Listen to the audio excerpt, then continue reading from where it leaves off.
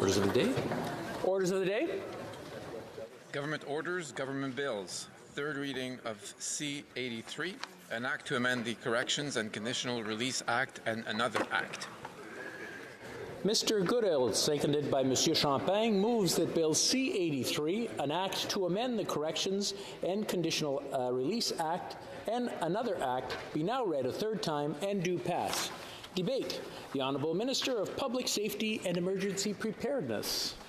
Well, thank you very much, Mr. Speaker. I'm very glad that we have reached together the third reading stage of Bill C-83, legislation that will significantly strengthen our federal correction system in a variety of important ways. It will make institutions safer for both employees and inmates. It will enhance support for the victims of crime. And by improving the ability of the Correctional Service of Canada to successfully rehabilitate and safely reintegrate people who have broken the law, this legislation will better protect Canadians in communities across the country. The bill's main feature, of course, is the replacement of the current practice of administrative segregation with structured intervention units, or what's commonly known as SIUs. This is a new system that will allow inmates to be separated from the rest of the institution when that needs to happen for safety reasons, while giving them more time out of their cells, more meaningful contact with other people, and greater access to mental health care and other rehabilitative interventions. I'd like to thank members who participated at committee on the Public Safety Committee, as well as the many witnesses who appeared or submitted written briefs. The consideration of this bill was in-depth, and our work was done with a view to strengthening the correctional system. Committee members made a number of important amendments. Strangely, the opposition has been arguing that this is somehow a bad thing. Mr. Speaker, we make no apologies for being receptive to feedback and willing to let legislators legislate. It is a testament to the strength of our parliamentary process that at least one amendment was accepted at committee stage from every party that made a submission during the committee study of Bill C-83. There were even situations where an amendment was proposed by a member of one party and then sub-amended by a member of another party and then supported by both of them together.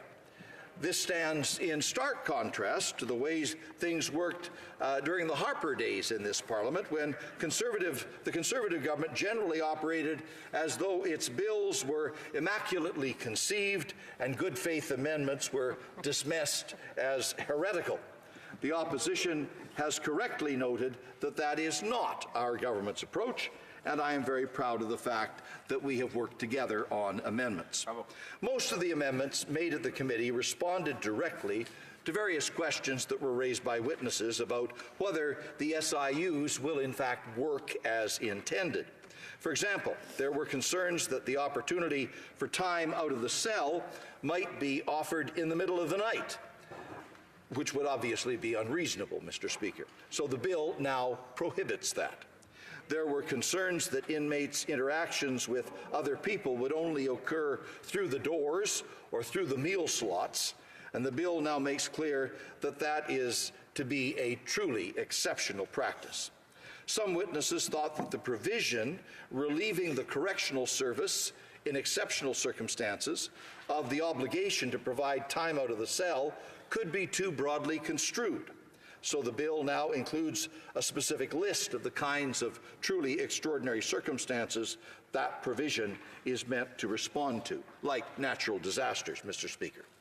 And while the bill already allowed medical professionals to recommend that an inmate be removed from the SIU, Some witnesses wanted greater assurance that such a recommendation would in fact be taken seriously. Therefore, the bill now requires that if the warden disagrees with the recommendation, the matter will be immediately elevated to a senior panel external to that particular institution. These and other amendments preserve the fundamental objectives of Bill C-83 while providing more clarity and confidence that the new system will function as planned and accomplish the transformation that is intended. And there is one other thing that happened at committee that I would like to highlight. Along with their amended version of the bill, committee members sent this House a specific recommendation that as we go about replacing segregation, particular attention should be given to the circumstances at women's institutions. Under the existing system, women tend to be housed in segregation less frequently and for shorter periods of time than men, and there is almost always a serious mental health issue involved. Also, while segregation cells and regular cells are quite similar at men's institutions, the same is not the case for women. I'm therefore pleased to report that in line with the committee's recommendation, the Correctional Service is taking a gender-informed approach to the implementation of SIUs. The service has confirmed that they will be engaging stakeholders such as the Canadian Association of Elizabeth Fry Societies as they develop plans to implement the new law in a way that is appropriate for women's corrections. Bravo. Mr. Speaker, having completed a brief overview of the work that was done at the committee, I would now like to turn to the report stage debate that occurred in this House in recent days.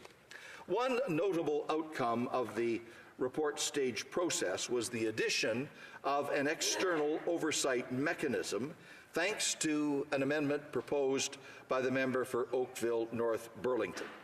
And as I mentioned that particular member, Mr. Speaker, let me also congratulate her on becoming the new parliamentary secretary to the Minister of Health. SIU placements now, thanks to that amendment, will be subject to binding review by independent external decision makers. This process will kick in if, for whatever reason, an inmate in an SIU does not get their minimum hours out of a cell or minimum hours of meaningful human contact for 5 straight days or for 15 days out of 30. At that point, the independent decision maker will determine if the Correctional Service has taken all reasonable steps to provide those hours out, and they may make corrective recommendations. If, after a week, they are not satisfied, they can order the inmate removed from the SIU. The independent decision maker will also get involved if the Correctional Service is keeping an inmate in an SIU despite the recommendation of a healthcare professional. They will conduct a review of each SIU placement after 90 days and every 60 days thereafter. And that's in addition to internal reviews that will be done by the warden and by the commissioner. Importantly, the determinations of the independent external decision makers will be appealable to the federal court by both the inmate and the Correctional Service of Canada in accordance with Section 18 of the Federal Courts Act. Independent oversight is something that has been advocated by a number of stakeholders, including the John Howard Society, the Canadian Civil Liberties Association, the BC Civil Liberties Association, and Aboriginal Legal Services, as well as the correctional investigator. I was therefore a bit surprised during the third reading proceedings to see the NDP actually join with the Conservatives to oppose adding independent oversight to the bill. At committee, the NDP member for Beaulieu-Chambly said that he wanted, indeed, independent oversight in the legislation, and the NDP member for Salaberry-Sirois made several calls for independent oversight in this place on Tuesday of this week during the debate. And yet Tuesday night, for some reason, the NDP voted against independent oversight, and in favor of keeping all the reviews of SIU placements internal to the Correctional Service. That was an absolutely baffling turn of events, Mr. Speaker, and I'd be very interested to hear NDP members explain it during the course of the debate today. Mr. Speaker, there were a couple of other points made during the report stage debate that are worth touching upon. First, Conservative members accused us of not putting any resources toward the implementation of Bill C-83. I suppose none of them had the opportunity to read the fall economics statement, which allocated, in fact, $448 million over 6 years to, quote, support amendments to transform federal corrections, including the introduction of a new correctional interventions model to eliminate segregation, end of quote. And I suppose the Conservative members of the Public Safety Committee didn't actually read the written response that was provided to them by my department in November, outlining the breakdown of that funding. As was set out in that document, Mr. Speaker, we are putting nearly $300 million over 6 years, with $71.7 million ongoing, towards staffing and other resources required to run the SIUs. The other $150 million approximately over 6 years, with $74.3 million ongoing, will be devoted to enhancing mental health care, both within SIUs and throughout the correctional system. And all of that, Mr. Speaker, is on top of nearly $80 million for mental health care in corrections that was provided in the last 2 federal budgets. In my meetings with the Union of Canadian Correctional Officers and the Union of Safety and Justice Employees, a key point of emphasis has been the importance of having the staffing levels and other resources needed to safely implement this legislation. The new investments that I have just outlined will in fact ensure that that is the case. That brings me to the matter of staff safety, which has also come up repeatedly during this debate, as indeed it should. The success of our corrections system relies on the skills and dedication of correctional officers, parole officers, program officers, medical professionals, elders, Aboriginal liaison officers, chaplains, support staff, and a great many other employees and volunteers.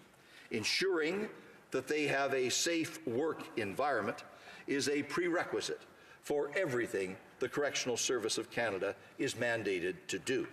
And that is why Bill C-83 allows inmates who pose a security risk to be separated from the general inmate population. And the enhancements to mental health care and rehabilitative interventions are also important for staff safety, because staff will be safer when inmates make correctional progress and when their mental health issues are under control. It is worth remembering that in 2014, the head of the Union of Canadian Correctional Officers at that time said this, I quote, "We have to actively work to rid the Conservatives from power," end of quote. He said that, Mr. Speaker, because he felt the Harper government's policies and budget cuts were endangering correctional officers. And those cuts were deep, Mr. Speaker. During their last term in office, under their deficit reduction action plan, the Conservatives cut $846 million from the Correctional Service of Canada. $846 million. Those cuts had a considerable impact on institutional and public safety. For example, they resulted in a freeze of transfers to the organizations that run halfway houses, and they play a key role in the safe reintegration of former inmates. That freeze is finally ending this year, Mr. Speaker. Conservative cuts resulted in the near elimination of the COSA program, the COSA program, an initiative that has been shown to dramatically reduce recidivism rates among sex offenders. We restored funding for that effective program in 2017. The Conservative cuts caused the closure of prison farms, which serve important rehabilitative and vocational purposes. The work to reopen those farms is now underway. And when I met recently with parole officers, they explained how cuts to so-called administrative functions can affect public safety. For instance, when you fire the people who handle the billing and the travel arrangements, that work has to get done by the parole officers themselves, who then have less time to spend with the inmates whose rehabilitative progress they're supposed to be supervising. Mr. Speaker, there is naturally still more work to be done to compensate for the decade of conservative cuts and policies that treated rehabilitation as the opposite of public safety, when in fact you cannot have one without the other. But I am pleased with the work that we've been able to do so far, Mr. Speaker, and Bill C-83 is a vital step as part of that, and I'll close with this. Court rulings finding the existing segregation regime unconstitutional are due to take effect in coming months. The courts have recognized explicitly that simply ending segregation without having a new system in place to replace it would put correctional workers and employees and inmates at greater risk. The replacement we are proposing in this legislation is clearly a major improvement, with double the time out of work. And just to make sure, Mr. Speaker, I will be appointing an advisory committee to monitor the implementation of the new SIU system. This committee will be comprised of experts with a diversity of relevant experience in areas such as corrections, rehabilitation, and mental health care. Its role will be to advise the Commissioner on an ongoing basis and to alert me directly if anything is not proceeding as it should. Mr. Speaker, C-83 is legislation that I hope we can all support. I thank the honourable members who have engaged in a thoughtful study of this bill and proposed constructive amendments. I want to thank the witnesses who provide the informed and useful feedback that led directly to some of those specific amendments. And I want to thank in advance the correctional employees who will be charged with implementing this new system and who work hard every day in very, very challenging circumstances to effect successful rehabilitation, safe reintegration, and the protection of Canadians and our communities. Thank you, Mr. Speaker. Questions and comments. Questions et commentaires. The honourable member for Edmonton West. Speaker, I'd like to thank the honourable minister for his comments. He mentioned people on this side of the House had not read the supplementary estimates, but I have to ask him if he's read his own departmental plan from Corrections Services that he himself signed. In it, if he had read it, he would have seen a couple remarkable items. In the departmental plan, which sets out the government's priorities for the coming years, there's not a single priority listed as safety for the correctional services officers. But he gets on and talks about resources. In his departmental plan from 2015, when the Harper government was in power, to 2021, there's a 13% cut in resources to corrections services when you count in a minimal inflation rate. Further, there's a cut of 150 full-time equivalents. So I have to ask, where is the minister getting his information from? Why is he so wrong? Is it Bryson's fault? Is it Harper's fault? Or is it perhaps the former Attorney General's fault for this error? Yeah, probably.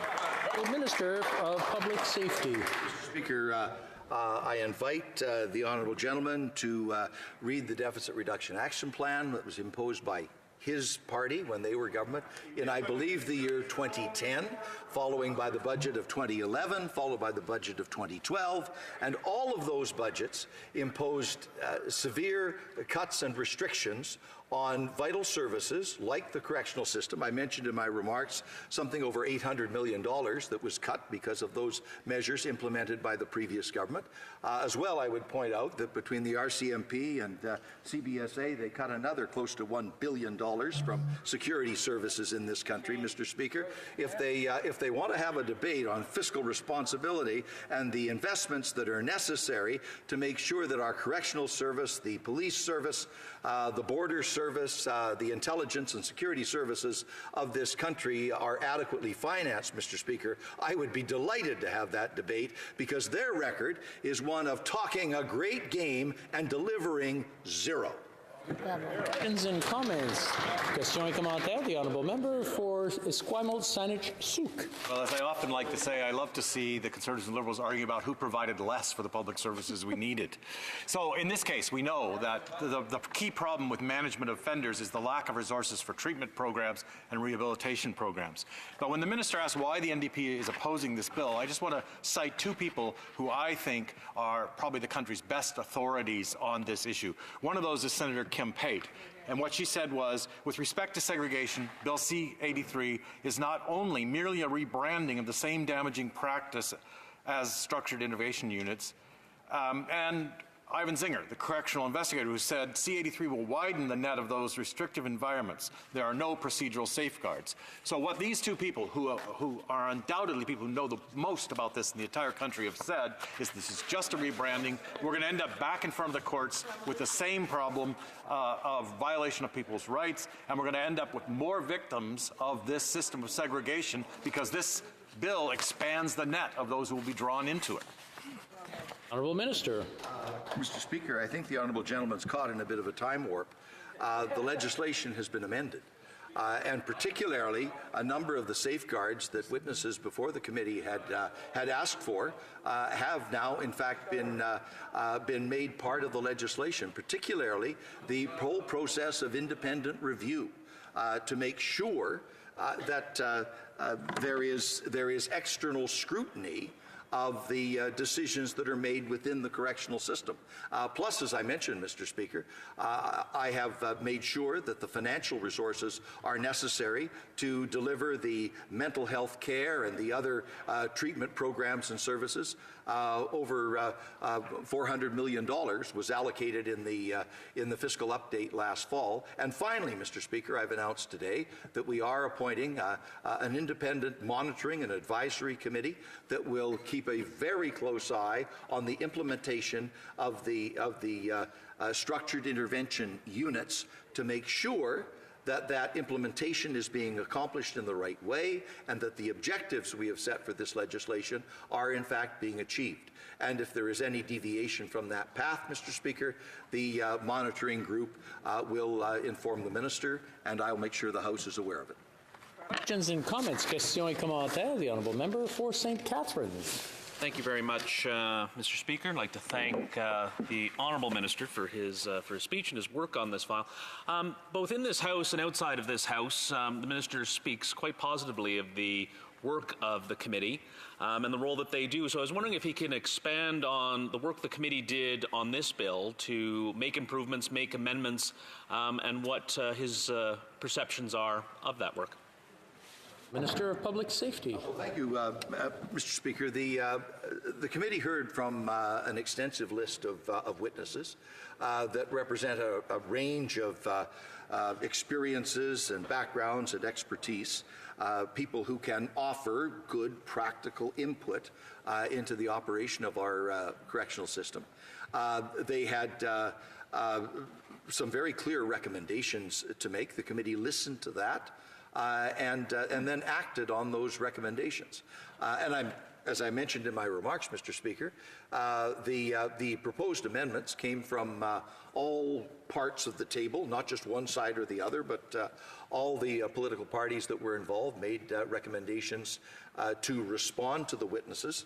And there were amendments that were ultimately accepted by the committee from all sides. It was truly a collaborative effort to make sure that the legislation would achieve the objectives that we had set for it, which is abolishing the old practice of administrative segregation and replacing it with a whole new approach where you retain the ability to separate inmates that need to be separated for physical and safety reasons, while at the same time you have the capacity to continue with the programming, the mental health services, the human contact, and so forth that will lead ultimately toward rehabilitation.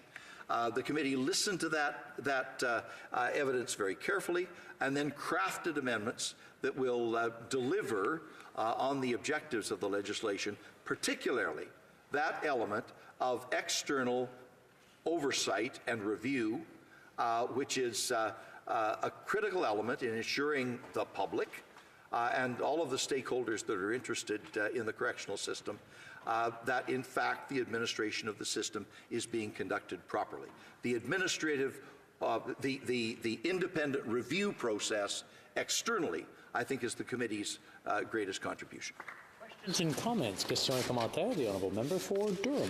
Thank you very much, Mr. Speaker, and thank the minister for his remarks today. But it's ironic that we're debating something related to our criminal justice system in Bill C-83. The Minister of Public Safety is the inheritor of the old Solicitor General role. In fact, that minister was part of the government that changed that. The last Solicitor General officially for Canada was Anne McClellan, his former colleague. So the Public Safety Minister is, by extension, the Solicitor General, the second highest ranking legal official in the Government of Canada. We're in the middle of a crisis with respect to the top legal official in Canada, the demotion of the Attorney General after she refused the orders of the Prime Minister's office and the pressures by major officials.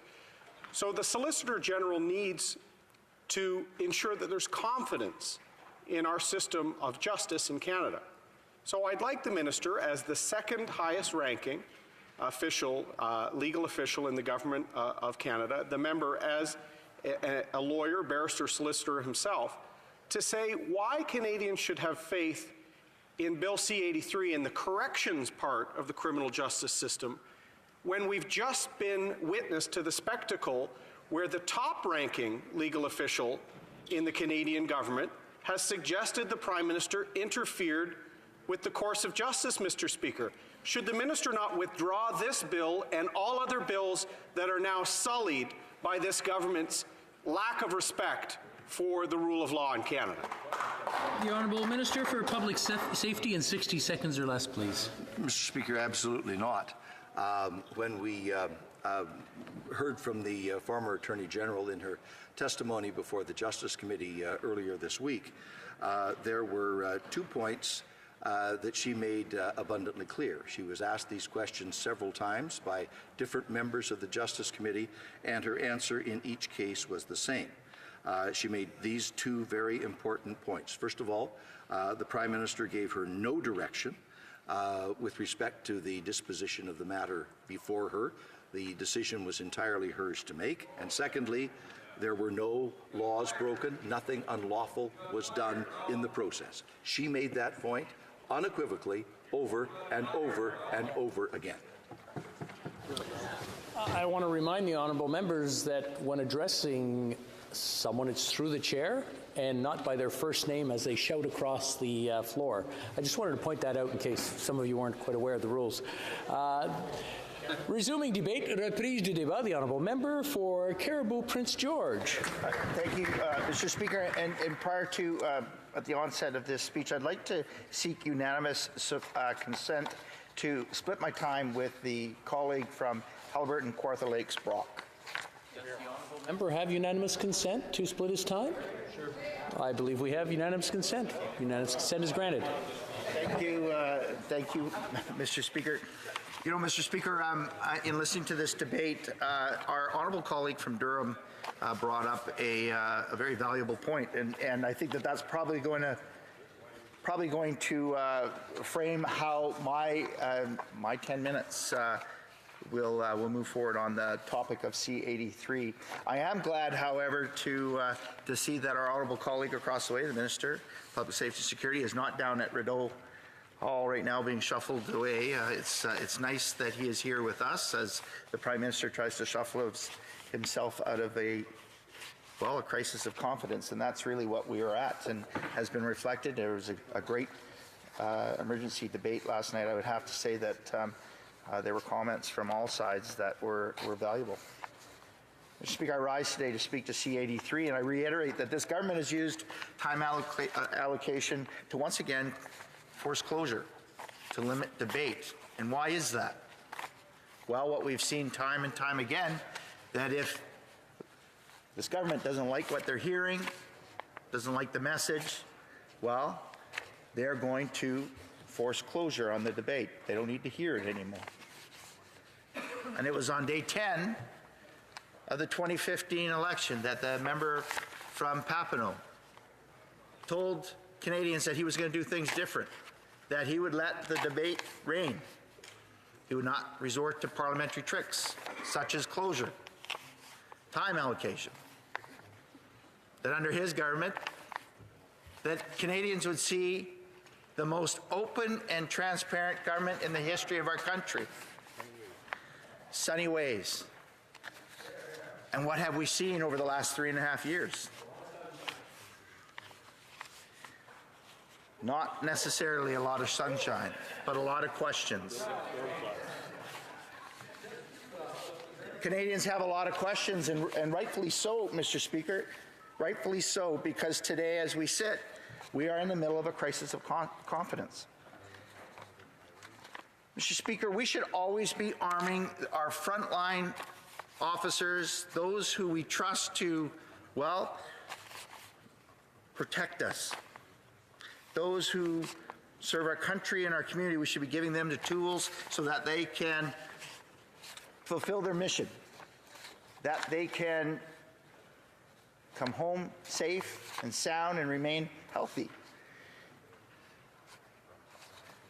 C-83 is just yet another attempt at, well, soft on crime, making things easier for those that commit the worst of the worst crimes in our society. Mr. Speaker, they want us to believe, they want Canadians to believe that, well, it's not that bad. You know, these guys are okay. They deserve to, you know, somehow solitary confinement or the segregation is, well, it's cruel and unusual punishment. And these guys, one day they're going to get out and they're going to be walk amongst us. Mr. Speaker, Paul Bernardo, Robert Picton, Clifford Olson, Eric MacArthur, Travis Windsor, and Canada's youngest serial killer, Cody Legebakov. These are the types of offenders that are in solitary confinement. And they're in solitary confinement not necessarily just for the protection of the officers or other inmates, but they're in there for their own protection as well. Now, the minister stood up and talked about consultation and said that they had consulted with a union of correctional officers and consulted with Canadians from coast to coast to coast to coast. Well, they might have heard some differing. The testimony we heard on this side is considerably different than what they are saying, and what they're purporting is that there was support for this bill. There's support for elements in this bill, such as body scanners. But the Union of Correctional Officers have some serious concerns with it. As a matter of fact, the President remarked that there is going to be a bloodbath behind bars with the implementation of C-83. Remarked that we do not have, or they do not have, the resources now for the 2 hours that inmates in solitary confinement are allowed out each day, let alone moving to 4 hours per day. They remarked that solitary confinement is used as an administrative tool for both the safety of the officers as well as other inmates. Mr. Speaker, 23% of the offenders that are in solitary confinement are serving life sentences. 23% of the offenders that were serving a sentence between 2 years and 3 years less a day. 681 offenders were serving a sentence with a dangerous offender designation. Dangerous offenders very likely do not ever get out of these institutions because they've committed some of the worst crimes.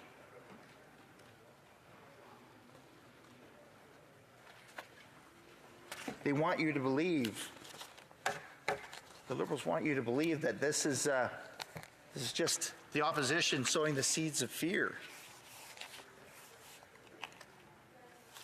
The reality is that they are this government is soft on crime. We've seen it with C-75, where they're taking certain convictions, former convictions that were serious crimes as well, and now making them perhaps punishable by just a fine.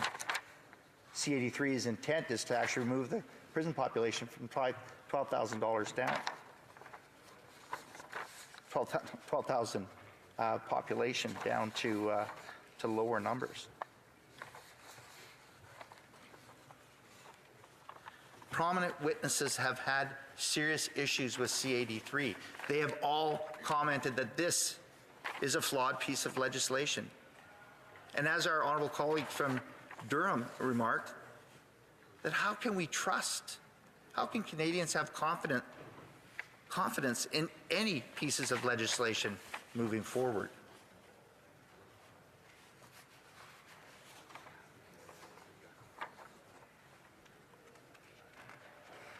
You know, Mr. Speaker, I'm going to bring us back to the testimony that we heard earlier this week from a former Attorney General. 3 hours and 40 minutes of powerful testimony. The Liberals are going to spin it each and every way that they can to say that there was nothing untoward that was done. We have the former Attorney General that had serious concerns. She spoke truth to power in what happened. She was shuffled. She was demoted, fired. And then over the course of the following weeks, they've done everything to tarnish her character, cast doubt in her testimony. That's what they do. And that's shocking. I challenge Canadians to take a moment and listen to that testimony. 3 hours and 40 minutes.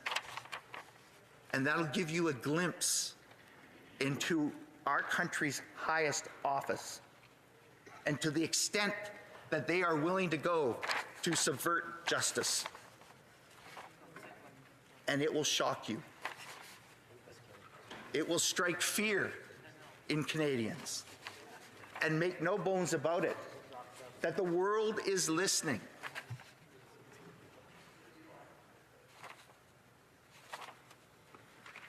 Today is just not about C-83. Today is about the crisis of confidence that we have with the Prime Minister, his office, and indeed his entire front bench.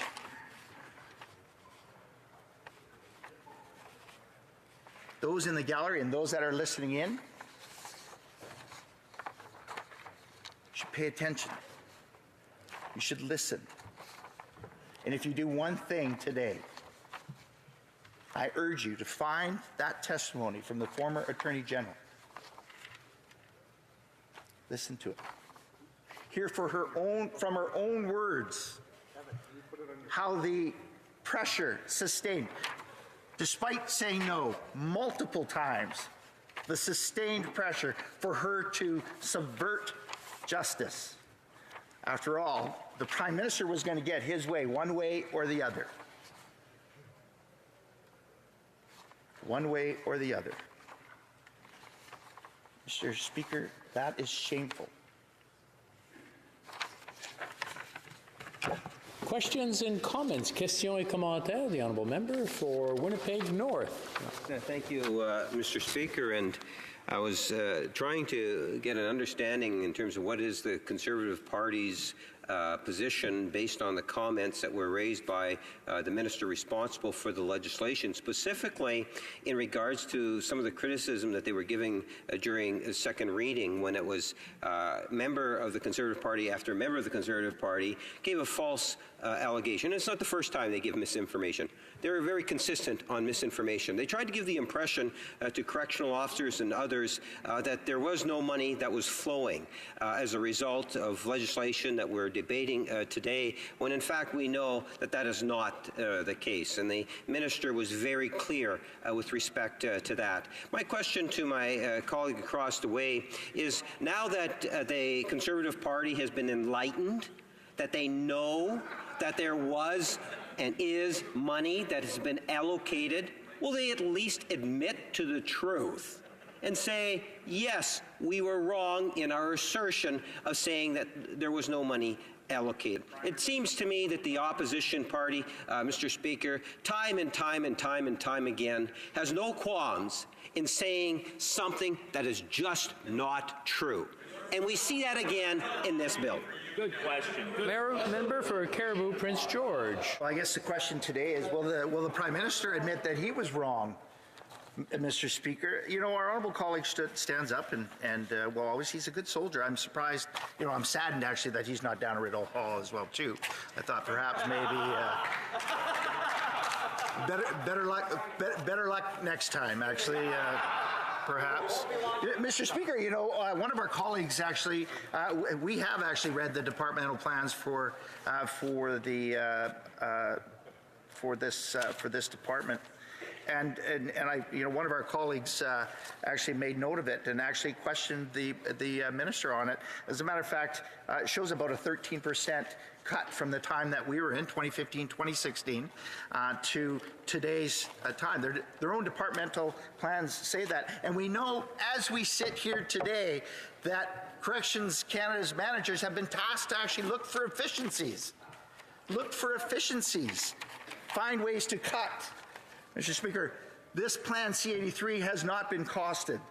We know that as well too, and despite our best attempts to ask the minister to, well, let's, can you tell us about the model that they're using? Has it been costed? All we get is deflection, and actually again, what they do is they blame those before them. They can't accept the truth. They don't know the truth. We have not yet seen the truth, and they cannot handle the truth, Mr. Speaker. Questions and comments? The Honourable Member for Edmonton Strathcona.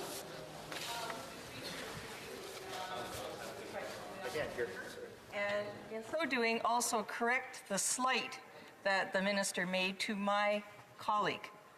In fact, the Honourable Kim Pape, Senator and former long-standing head of Elizabeth Fry, who received an Order of Canada for her work against segregation in prisons, said 2 days ago that Bill C-83 could have been made meaningful instead of just changing the name if they made significant changes, and in fact allowed for provisions which would allow for decarceration or transfer of those who have mental problems to mental health facilities.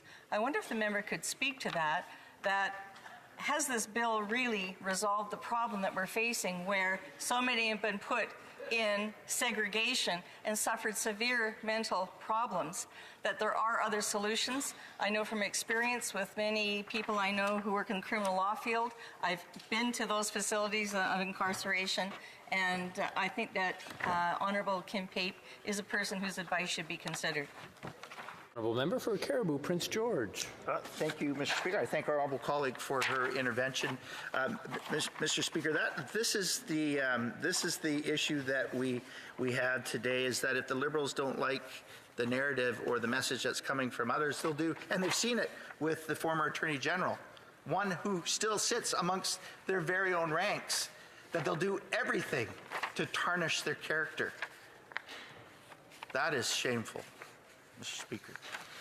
Mr. Speaker, we should be doing everything in our power to make sure that those that are, that they're facing tough times, that they have the tools so that they can remain healthy. However, we should always make sure that those that we task to protect, to serve our country or our community, have the tools to remain healthy, to be safe and secure. They're healthy at work, and they can go home safe and secure and remain healthy at home. C-83 does none of that. It is a flawed piece of legislation. They should remove it immediately. Thank you. Resuming debate, reprise du débat, the Honourable Member for Haliburton, Kawartha Lakes, Brock. Bravo. Thank you very much, Mr. Speaker. I'm here today to speak to Bill C-83, an act to amend the Corrections and Conditional Release Act and other acts. While there are a few colleagues across the way that think this is a good bill, there are a number of people and organizations who testified at committee that disagree with them, saying that structured intervention units, or SIUs, are not needed, that the bill fails to focus on the programs, and there are concerns with Section 81. That was the Elizabeth Fry Society.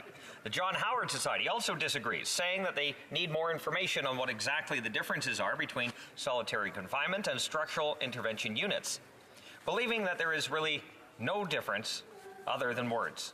The British Columbia Civil Liberties Association would disagree as well. They won't support it. They cite a lack of external oversight, a lack of programming needed to assist prisoners or reform, and lacking sufficient resources and person power for social and educational needs. The Native Women's Association of Canada, they also agree. Another organization in a long list of organizations who are not consulted. They expressed reservations that the bill does not address traditions, protocol, or cultural practices and does not clarify Indigenous communities. The Union of Correctional Officers of Canada, they also agree. They've expressed very real concerns on the feasibility of SIUs and how prisoners and officers are more vulnerable under this bill.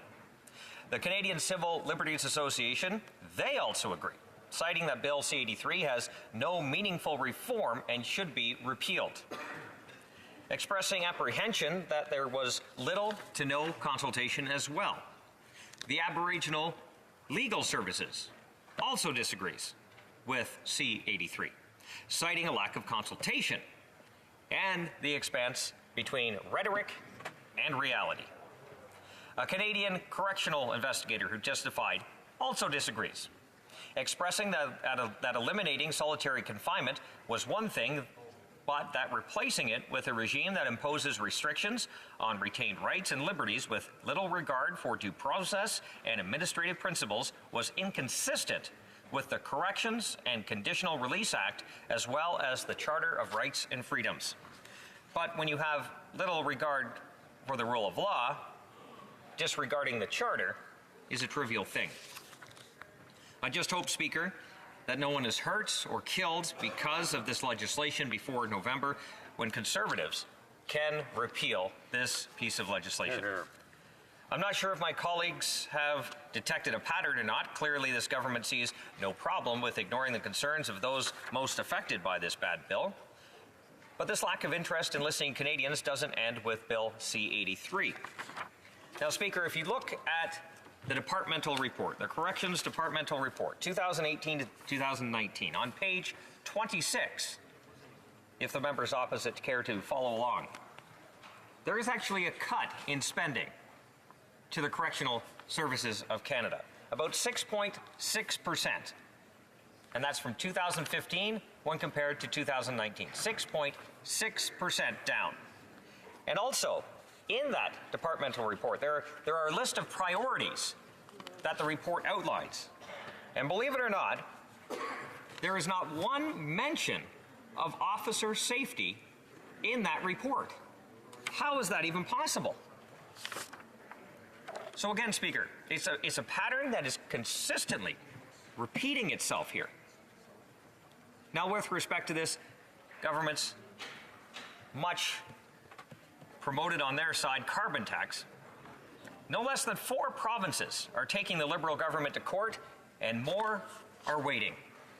The Prime Minister's carbon tax does nothing for the environment, but it will increase the cost of gas, home heating, and everyday essentials. Worse still, it's going to get more expensive. For Ontario, Manitoba, Saskatchewan, New Brunswick, in 2019, the Prime Minister's carbon tax starts at $20 a ton, going up to $50 in 3 years. But internal government documents confirm that the Liberals are already planning for a carbon tax of $300 per ton. That's 15 times larger than it will be on April 1st when it kicked in.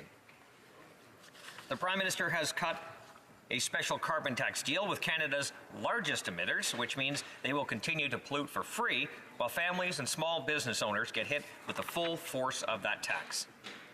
For wealthy individuals, an extra $100 a month on a grocery bill or electricity bill might not seem like a big deal, but it matters a lot to a family trying to make their household budget last to the end of the month.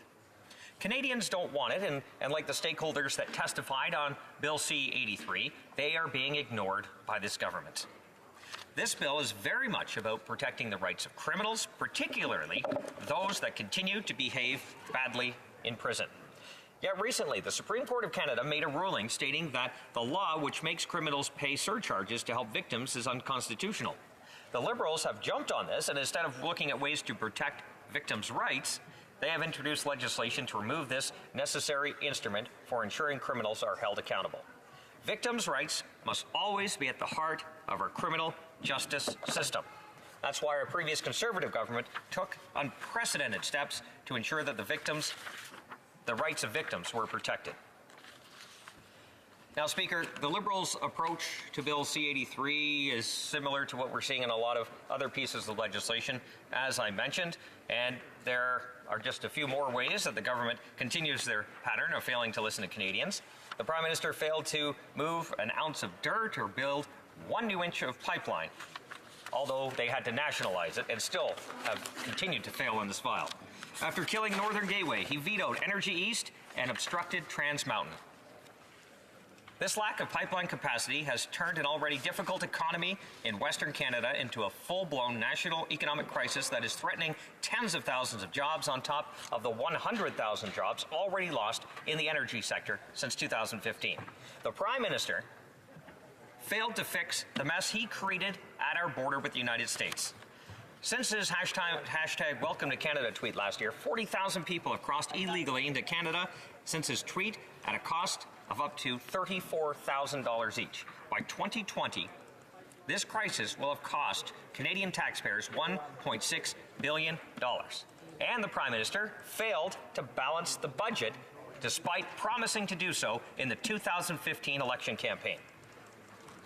This year, Speaker, is supposed to be the year of the Prime Minister's final deficit before returning to surplus in 2019. Instead, this year's deficit is 3 times as large as projected, and the budget will not be balanced until 2045. Now, Speaker, he is spending Canada's cupboards bare in good economic times and leaving us open to disaster when the downturn next hits. The Prime Minister has also failed our veterans. After promising in the 2015 election that veterans would never have to go to court to obtain benefits from his government, he has spent nearly $40 million fighting veterans groups in court over benefits claims. When asked why at a town hall meeting in 2018 in Edmonton, he said, "The veterans are asking more than what we are able to give." The Prime Minister failed to equip our armed forces. He is spending $2.5 billion less than what he promised in his defense policy. The Royal Canadian Navy is in need of new warships, and the Royal Canadian Air Force requires a new fleet of fighter jets to meet Canada's international obligations, not used CF-18s from Australia. Canada's peacekeeping is at an all-time low, and the Prime Minister failed to represent Canada with dignity on the world stage as he failed to maintain relationships with key allies. His trip to India, Speaker, was a PR disaster for Canada and seriously damaged relations with the world's largest democracy. Relations with the United States and other traditional, long-standing allies are also strained.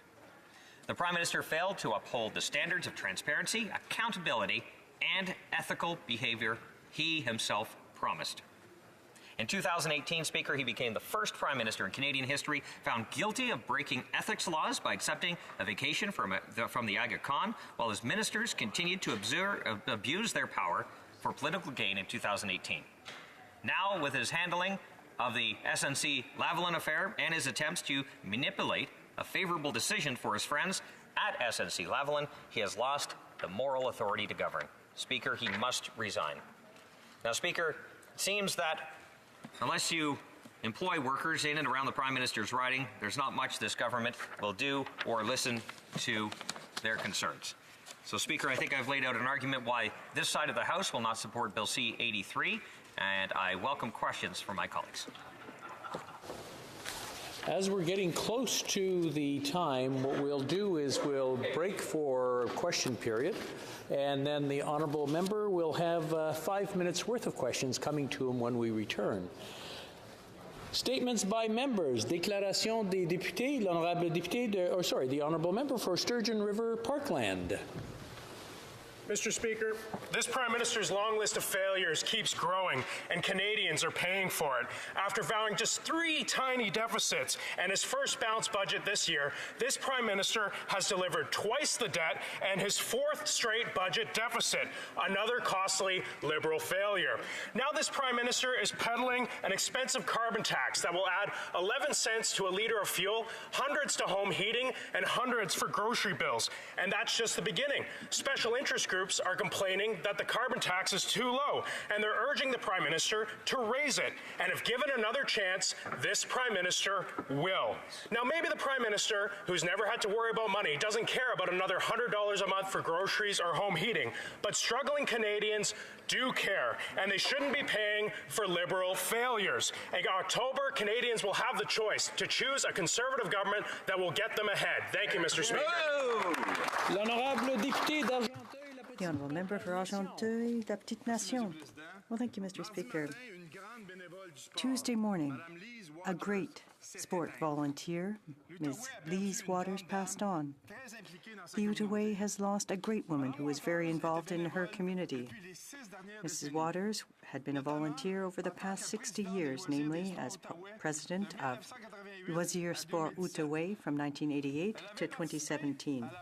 She had participated in the adventure of the Quebec Games in Gatineau from 1981 and in 2010. She worked hard to encourage the community to build the sports centre. And this is just part of her involvement. Her contribution has been monumental, and she's been an inspiration to all. She's surprised by her family and the community. She was and will always remain an example of kindness, involvement, and dedication. Thank you very much, Mr. Speaker. On Saturday, February 23rd, in communities across the country, Canadians came together, raised funds, and walked on the coldest night of the year. In St. Catharines, the hundreds of neighbours, friends, and community members filled our downtown streets with hope, warmth, and compassion, and did so while raising $107,000 for Start Me Up Niagara. In 1999, Susan and Tony Venditti founded Start Me Up Niagara to help those most vulnerable in our community. It's open 365 days a year and coordinates our Out of the Cold Winter Shelter program with help of several churches across the city of St. Catharines. Start Me Up Niagara offers a variety of opportunities that improve health, increase the level of community integration, support housing, employment opportunities, including the Work Action Centre that opened in 2017. Start Me Up Niagara is an essential organization in St. Catharines and one that ensures all residents in our community have a place to go, a place to be somebody, and a place to do something. Thank you, Mr. Speaker. The honourable member for Jonquière. Mr. Speaker, this year we're celebrating the 40th anniversary of a cultural organization very well known at home, the Théâtre de la Lubrique. It was founded in '69 and has an incredible journey. Over 1,300 representations and performances with over 400 artists participating. In the Saguenay, this group has contributed to developing the artistic community. Its mission to promote homegrown talent has entertained thousands of people. It is acknowledged by the community and is behind the Saguenay Marionette performance as well. I'd like to underscore the participation by everyone, the board, the volunteers, and hope that it will continue its activities for another 40 years. The honourable member for Châteauguay-Lacour. Mr. Speaker, as Black History Month draws to a close, I want to pay tribute to Ernest Tucker, the first black journalist hired by Radio-Canada. Following a brilliant career as a journalist, professor, and author, he passed away in January in Châteauguay. His journey, however, was often fraught with stumbling blocks. He took jobs in Bermuda and the Toronto Telegram before joining CBC Radio in Toronto. It was then, alone in the newsroom at lunchtime on November 23, 1963, that he broke the tragic story of John F. Kennedy's assassination. For this, he was first reprimanded, then promoted, as the CBC was praised for his quick reporting. Eventually, he moved to Chateauguay and taught at John Abbott College in Montreal. Then he mentored black students while publishing Lost Boundaries, a novel about police harassment of black Montrealers. His courage and inspiring advocacy is appreciated by all of us. Thank you, Mr. Speaker. The Honourable Member for Cariboo Prince George. Mr. Speaker, tonight our Prince George Spruce Kings start the BCHL playoffs against the Coquitlam Express at the Rolling Mix Castle. To our players, I am a king. I am only one, but I am one of many. There are 4 core values of being a king: commitment, strength, dedication, and courage. To get to today, these 4 values have to be embedded in your fiber. And this is what we play for. This moment right here. Great moments come from great opportunities. And this opportunity is yours to leave a legacy. Tonight you start your chapter in Spruce Kings history. You have earned this opportunity. Don't let anyone take this from you. Skate faster, play harder, be relentless. Play for one another and trust one another. Don't fear failure, but never, ever accept it. This is your moment. I ask you, are you ready? Go, Kings, go! The Honourable Member for Winnipeg Centre. Mr. Speaker, ¿cómo está? Over 100 Filipino Canadian youth gathered in Ottawa this past weekend for their first National Leadership Conference. Hosted by the Filipino Students Association of the University of Ottawa, they launched this phenomenal event. To affirm their beliefs that our democratic principles are vital to our common future, and to underscore their vision that political participation is not limited to running for political office, but extends to knowing how people's concerns are heard and how positive change happens. Their panel discussions and workshops heard from the community's trailblazers in politics and civil service, and from academic scholars and leaders in the media and business. They heard from their keynote speaker, the Honourable Dr. Ray Pactacan, who's from Winnipeg, who served in this House with great distinction on the theme of politics, a truly noble calling. Canada's multiculturalism policy is proud to support this type of civic engagement that fosters citizenship values, nurtures the nobility of politics, and enriches our collective heritage. Salamat. The Honourable Member for King Vaughan. We recognize and celebrate the rich history of Black Canadians, and in my riding of King Vaughan, we have much to celebrate.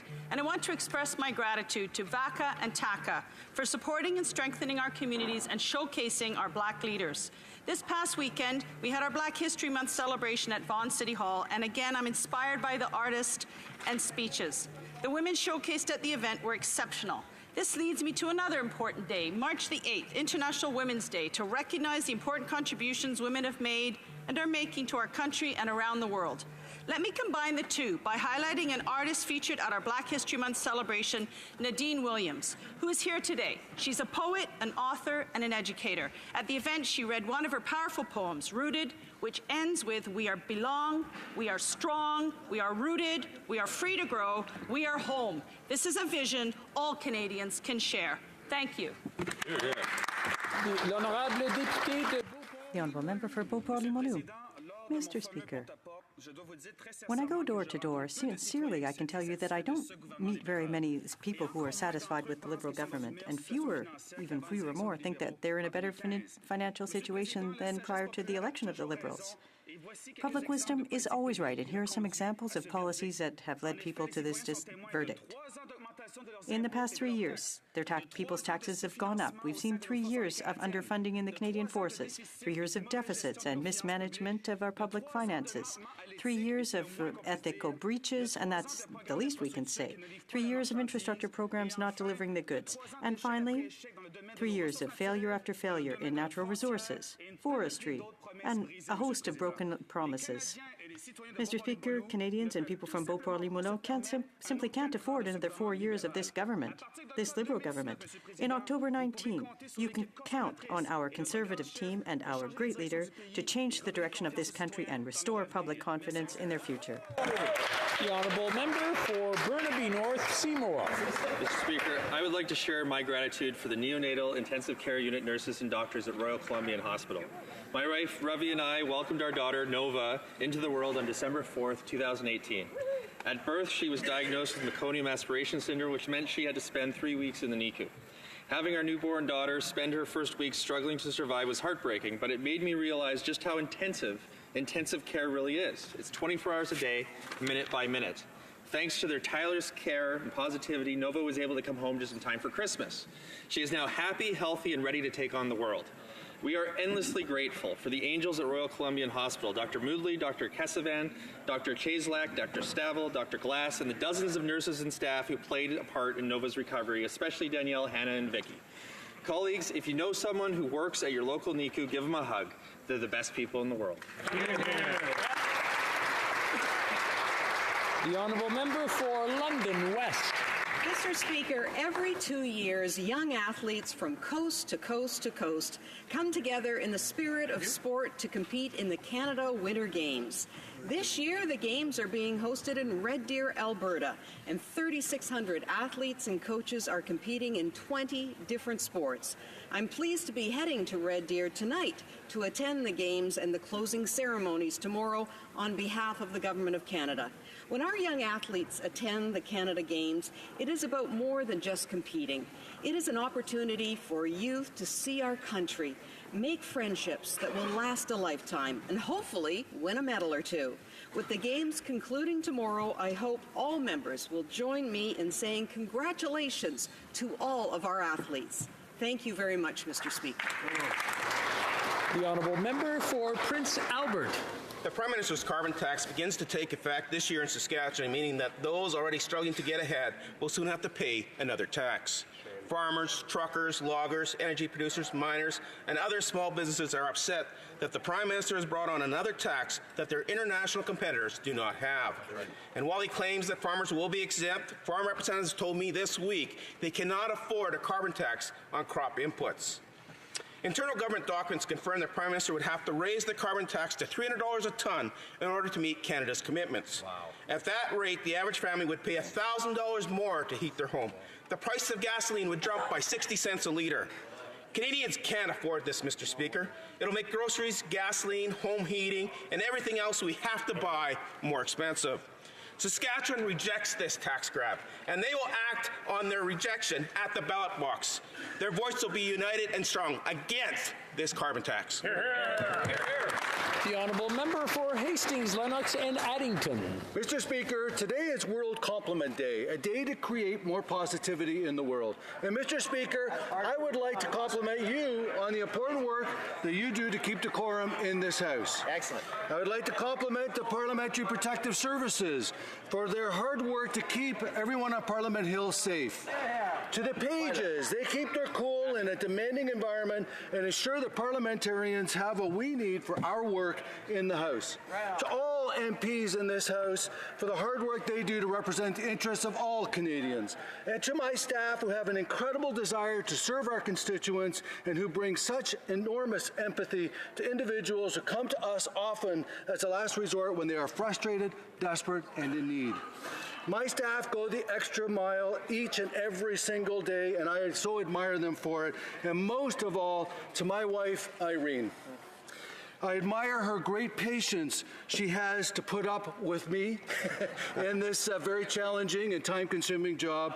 Mr. Speaker, with my compliments. Hey, Honourable Member for Edmonton Strathcona. Thank you, Mr. Speaker. The World Heritage Committee, after an investigation requested by the Mikisew Cree, found this government failing to address significant threats to Wood Buffalo National Park, a World Heritage Site. In response, this government allocates a pathetic $27.5 million over 5 years, a sum their own officials deem inadequate. Put in perspective, this government paid 200% more just to pave a road in the park. For decades, federal governments have failed to provide leadership in preventing or addressing mounting damage caused by dams or oil sands projects to the Peace Athabasca Delta, the life source of this treasured heritage site. The iconic woodland caribou, bison, and whooping cranes are at risk. So this government announces, wait for this, a fund so communities can bring people together to protect species at risk. How many more court cases will it take to get this government to comply with the law? Do the Liberals really want this World Heritage Site delisted under their watch? So much for honoring the treaties, so much for commitment to preserving natural heritage. Well, member for Calgary, Midnapore. Mr. Speaker, our Conservative government reduced taxes, balanced the budget, and increased trade, saving the average Canadian family thousands of dollars per year. In comparison, under this Liberal Prime Minister, 92% of Canadian families are facing higher taxes, and the average income tax increase for middle-income families is $840. And that, Mr. Speaker, is only the beginning. The Liberals squandered the surplus we left them, and the Prime Minister's promise to run small deficits and balance the budget by this year were broken almost as soon as he made them. In fact, last year's deficit is more than triple what the Prime Minister said it would be. And now they appear set to table their fourth straight deficit budget. Meanwhile, Alberta continues to lose jobs, and those who are working can't afford to keep paying for the Liberals' mistakes.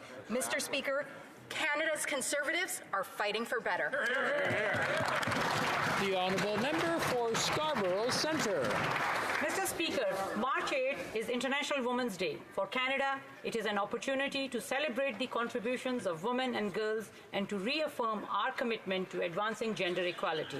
This year's theme, Innovate for Change, celebrates the achievements of women and girls in science, technology, engineering and math, as well as business and the skilled trades. It's also a call to action to remove the barriers preventing women from thriving in these fields, from unequal pay and fewer promotions to harassment and discrimination. By removing barriers, we pave the way for more women and girls to find their passions, achieve their goals, and follow their dreams. I look forward to welcoming the Minister of Science and Sport to Scarborough Centre next week to share her experience breaking through barriers at our International Women's Day event. This year, let's celebrate the women and girls who innovate for change, role models across Canada, inspiring the next generation of innovators, change makers, and visionaries. Thank you, Mr. Speaker. Oral questions. Question orale, the Honourable Opposition House Leader. Morning's cabinet shuffle will not make the Prime Minister's problems go away. What the former Attorney General said at the Justice Committee was shocking, showing political interference at the highest level of government, including the Prime Minister himself. And while next week Gerald Butts and Michael Wernick will testify, they can't take the fall for his actions. The Prime Minister needs to be held responsible. Rather than running scared, will the Prime Minister show even a fraction of the courage of his former Attorney General and testify under oath at the Justice Committee? The Honourable Government House Leader. It was actually the Prime Minister who also agreed that it is important for Canadians to be able to hear from witnesses. Members of the Justice Committee have worked together to have witnesses appear. It was not that long ago that the Conservatives said that the Justice Committee won't meet. They're meeting, Mr. Speaker. It was the Conservatives that said that the former Attorney General won't have the chance to appear. She appeared and she was able to share what she needed to share. Within her comments that she shared, she once again confirmed that at every time the Prime Minister did tell the former Attorney General that it was her decision to take. Thank you, Mr. Speaker. Honourable Opposition House Leader. Well, Mr. Speaker, that's not true. The former Attorney General was not allowed to fully share her story. And what she did share, this Prime Minister says he doesn't believe, because this so-called feminist Prime Minister doesn't like it when women tell the truth about him. So the Prime Minister's trying to discredit her, from not accepting her testimony at face value, to blaming her, to calling her difficult to work with. He's running a despicable smear campaign against the former Attorney General and still not allowing her to tell her full story, nor is he coming forward to tell the truth. So will he stop attacking her and admit that she spoke the truth and own up to what he's done? The Honourable Government House Leader.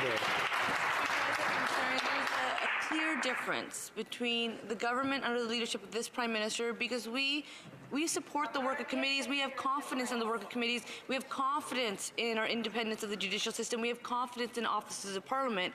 The contrast is the Conservatives, the party of Stephen Harper, with a new leader now, but still the party of Stephen Harper, that likes to divide, that likes to mischaracterize. Rather than listen to witness testimony and actually bring credibility to this place so that Canadians can have institution. They are misleading and misrepresenting. The former Attorney General is more than capable of representing herself, and that's why she shared what she needed to share, and the Prime Minister assured that she had the avenue and the privilege and whatever. Opposition House Leader. All right, Mr. Speaker. Well, how about this? Yesterday, 5 former attorneys general wrote to the RCMP asking them to investigate the Prime Minister for obstruction of justice under Section 1392 of the Criminal Code. In their words, ordinary Canadians who do not benefit from political connections have been charged under these sections with much less evidence. Try as he might, the Prime Minister can't just sweep this under the carpet and hope that it goes away. He needs to be honest with Canadians. Will he start by testifying under oath at the Justice Committee that this House Leader says she respects so much? Yeah. The Honourable Minister of Public Safety. With respect to the RCMP, the opposition House Leader should know that the force is entirely independent. They make their own decisions and judgments about how and when and where to commence investigations, and they never consult with the Minister of Public Safety, neither should they.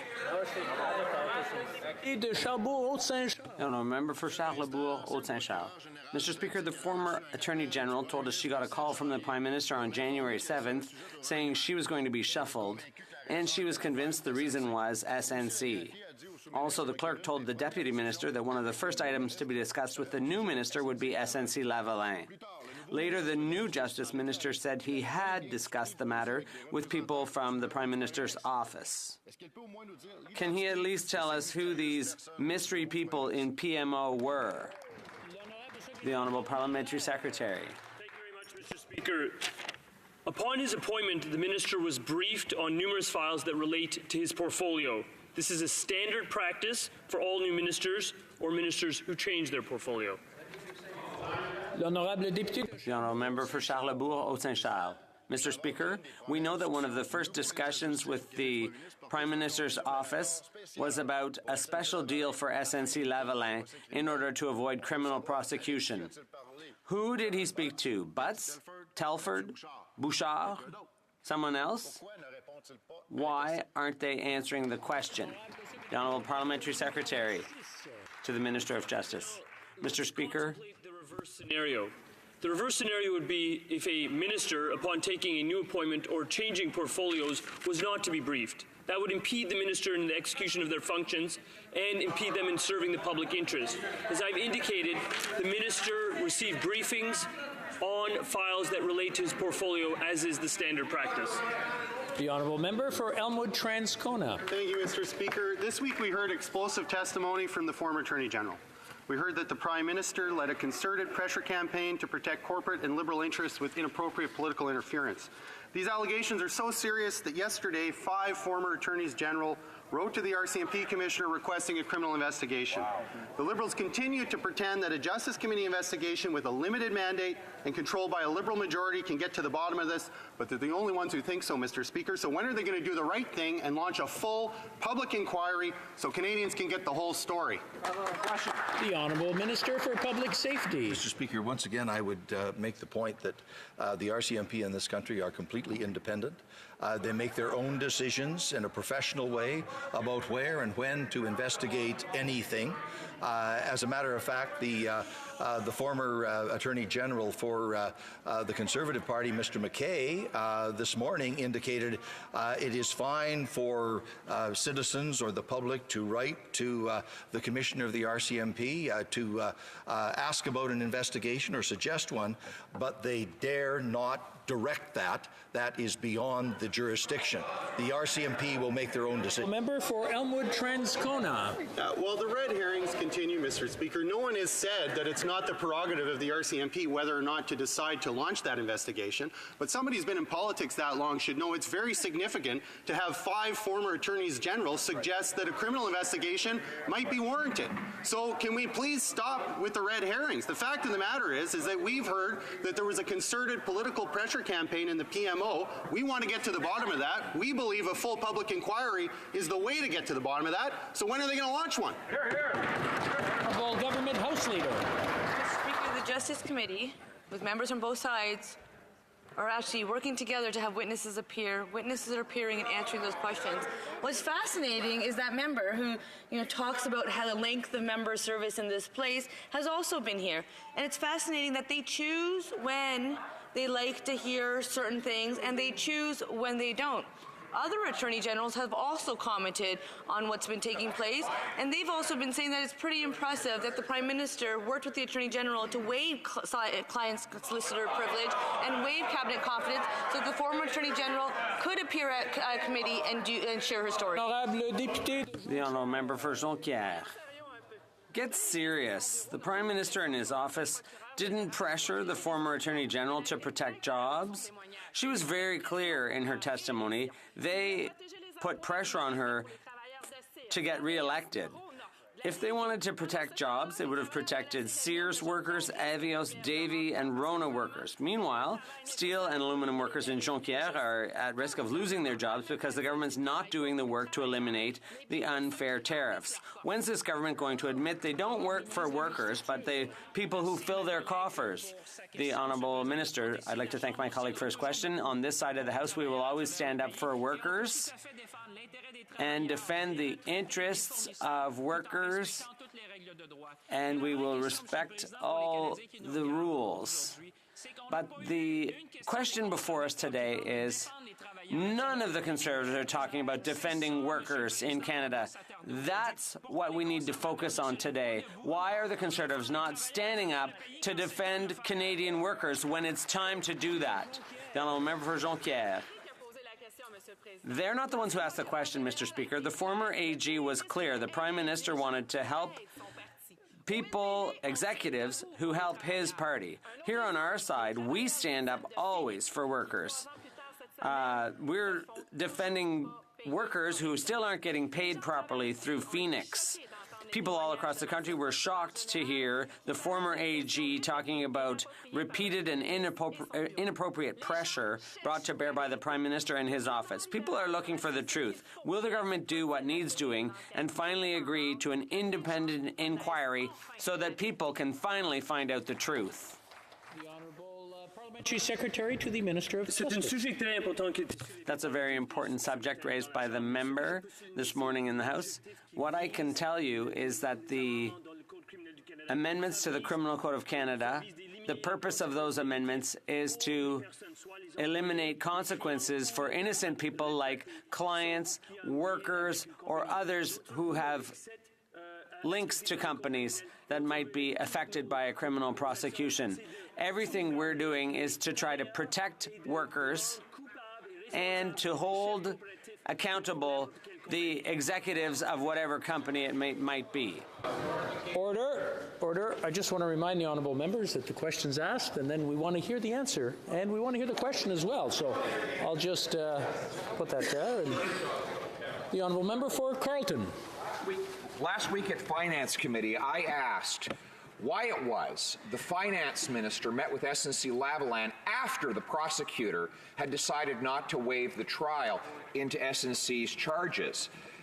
The chair of the Finance Committee slammed his gavel down, said the questions were completely out of order, and suspended the meeting altogether. We now know from the former Attorney General that the Finance Minister inappropriately pressured her in that matter. Why won't the Finance Minister testify as to his conduct in this matter before the Finance Committee? The Honourable Government House Leader. The member is intentionally mixing different things up, and you know what? He can do as he pleases. That's the approach of the Conservatives. We on this side, we will respect the work of committees, and we know that the Director of Public Prosecution Service confirmed that prosecutors in every case, quote, exercise their discretion independently and free from any political or partisan consideration, unquote. Mr. Speaker, if we, on this side, we will look at the facts. We are looking at what is being shared at committee. We know that the Conflict of Interest and Ethics Commissioner is also looking at this matter. Mr. Speaker, we have confidence in our committees and the independence. Member for Carleton. Well, the Finance Committee chair claimed that these deferred prosecution agreements had nothing to do with finance and therefore could not be discussed in the Finance Committee. Only problem is they were in the budget and they were approved by the Finance Committee. Yet the Liberal chair is blocking questions to the finance minister about what the Attorney General said was inappropriate interference by that same minister. So, will the Minister of Finance come out of hiding, appear before the Finance Committee, and answer as to why he was interfering with the former Attorney General's work? The Honourable Government House Leader. Mr. Speaker, that member, which is a member of the Finance Committee, actually after having this experience came into this House and addressed yourself, Mr. Speaker. Mr. Speaker, you ruled on this matter and you said it's a matter that the members of the committee need to address and take care of. And yet, rather than work with his colleagues and try to work to find a way forward, he does what Conservatives do. They do the politics of division. They tattle when it's convenient for them rather than trying to find solutions. We on this side, Mr. Speaker, we work with Canadians and we will find solutions. Canadians will have a clear choice to make. They can choose a government that's going to invest and is demonstrating that our results and our program is working, or a government, Conservatives with no... The Honourable Member for Richmond, Arthabaska. Mr. Speaker, on Wednesday we heard explosive testimony from the former Attorney General and Justice Minister. At that appearance, she said, various officials also pressured me to take partisan political considerations into account, which is clearly inappropriate. Mr. Speaker, that's unacceptable behavior. Wholly unacceptable. Will the Prime Minister do the right thing and resign from this House? House Leader. Mr. Speaker, since the outset, the Prime Minister confirmed that he and his staff had behaved appropriately, and we know that members on the Justice Committee are doing their job, and on this side of the House, we trust them to be able to do that job. Canadians will have a choice between our plan to help communities to grow the economy and to help build a stronger middle class. But on the other side, the Stephen Harper Conservatives would only divide Canadians. They have no plan for the economy or for jobs. They say one thing in English and another in French. They need to get their act together and come up with a plan, but we know they don't have one. The Honourable Member for Richmond, Arthabaska. Mr. Speaker, it's incredible what we're hearing right now here in the House. The former Attorney General was crystal clear in what she said on Wednesday. She said she was the victim of repeated pressure from PMO staff, from people at PCO, from the Finance Minister and his entourage, and the Prime Minister himself. Ongoing pressure for 4 months by 11 people. Unacceptable. What's the Prime Minister waiting for? Why doesn't he step down? The Honourable Government House Leader. Thank you, Mr. Speaker. The former Attorney General said that the Prime Minister told her that the decision was hers alone to make. The former Attorney General said that it was appropriate to talk about jobs, and she ultimately decided not to go forward. The law was followed at each and every step. We have the responsibility of defending Canadians, including workers, and that's precisely what we've done and will continue to do. You can see that the Conservatives have no plan and will not stand up for workers, but we will. Thank you. Mr. Speaker, it's clear the Prime Minister fired the former Attorney General when she refused to break the rules or bend the law for him. And the first thing he planned to discuss with his new Attorney General was SNC-Lavalin. No one knows what's happened since, and the former Attorney General can't say anything else because of the Prime Minister's legal gag order. He's using privilege and committees to shield his own wrongdoings. She said, quote, some of the questions would be answered if that information was made available. So yes or no, will the Prime Minister remove his restrictions? The Honourable Government House Leader.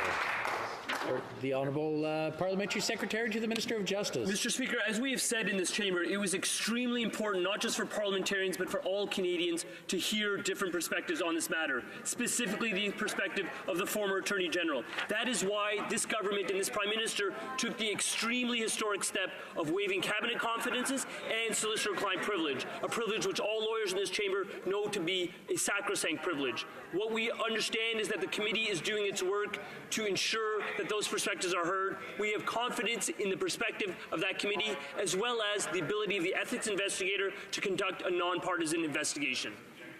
Member for Lakeland. They're actually using all of their tools to hide the truth. And the former Attorney General has gone to great lengths not to jeopardize active prosecutions and to uphold their independence. But the Prime Minister and senior Liberals, including the Finance Minister and his office, ganged up to threaten and pressure her to interfere.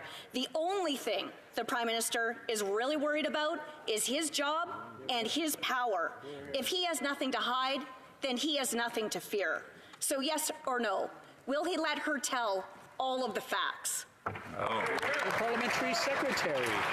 Mr. Speaker, the waiver of privilege in this context was wide and historic. It was wide insofar as it relieved the former Attorney General from her cabinet confidence responsibilities as well as her solicitor-client responsibilities. What was not waived, and this is important for the other side and for all Canadians to understand, is the aspect of privilege that relates to two ongoing matters that are before the courts. When matters are before the courts, they are not to be influenced by members of Parliament, members of government, or cabinet because they are under judicial consideration. That is an important precept for the very rule of law that all members of this House seek to uphold and ensure. The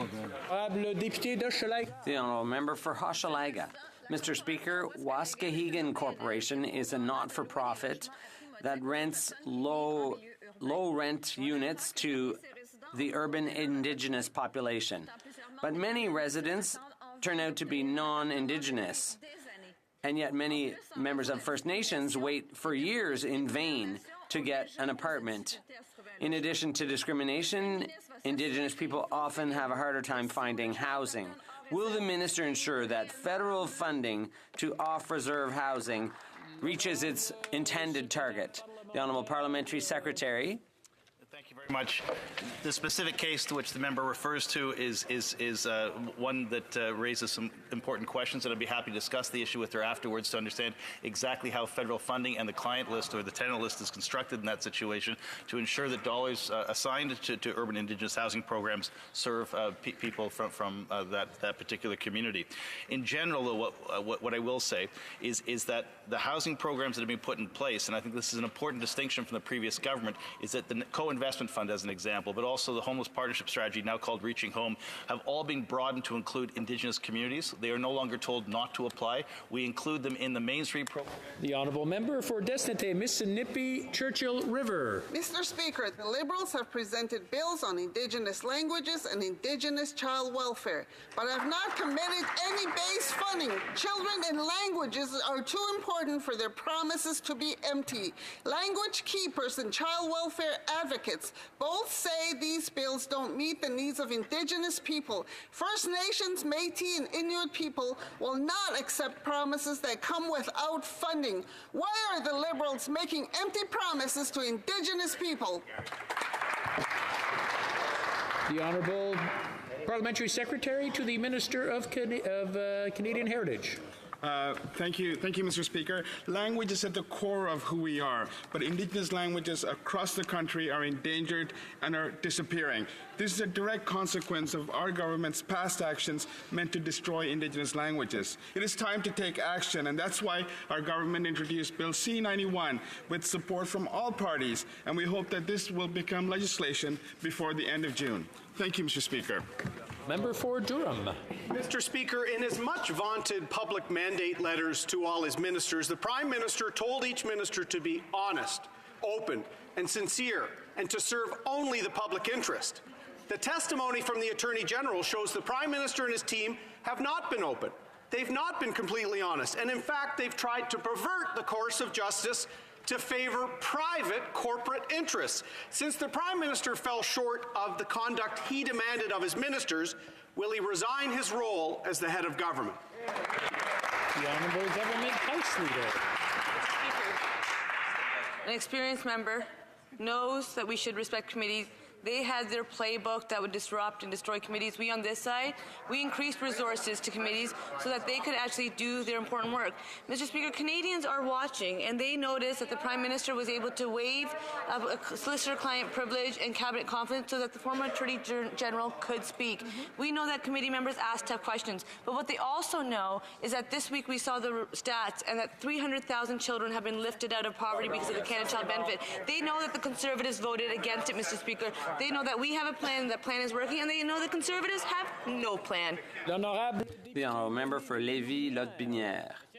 Mr. Speaker, on January 28th, the Government of Quebec held its caucus in Gatineau. And we can only assume that SNC-Lavalin was on the agenda for this federal-provincial ministers' meeting. Did anyone from PMO or any minister give assurances to the Government of Quebec that SNC-Lavalin would get their special deal and avoid criminal prosecution? Yes or no? The Honourable Government House Leader. Mr. Speaker, we have a process. We have committees, the Justice Committee, with members from both sides of the House sitting on it. Members worked together and they called witnesses. The witnesses appear and they answer questions. Members from both sides ask those questions. They call the witnesses. But you can see that the Conservatives never had any respect for committees, and today nothing's changed there. But we on this side, we are going to let the committee do its work. Thank you. Bull Creek. The former Attorney General gave shocking testimony on Wednesday about political interference by the Prime Minister. Her testimony was backed with specific names, dates, notes, and text messages. In her testimony, she said, the PM jumped in, stressing there is an election in Quebec, and that, quote, I am an MP in Quebec, the member for Papineau, end quote. The Prime Minister has lost the moral authority to govern and must resign. When will he? The Government House Leader. Once again, we see misrepresentation, but the Justice Committee actually met in public, and Canadians are able to watch that testimony. There's been several witnesses appear, and Canadians should be watching. We know that the Justice Committee is going to continue sitting next week, and more witnesses will be appearing and answering those questions. But it was interesting because that member seems to observe the committee appearance, but doesn't seem to remember that the former Attorney General stated that the Prime Minister told her it was her decision to make. She doesn't seem to remember that the former Attorney General stated that it was appropriate to discuss job impact. She doesn't seem to remember that the Attorney General said that she had made up her mind and that she chose not to proceed. The Honourable Member for Caribou, Prince George. Mr. Speaker, for 3 hours and 40 minutes, the former Attorney General gave shocking testimony revealing a sustained, coordinated, and inappropriate attempt by our Prime Minister to subvert justice. We now know. Listen to the question.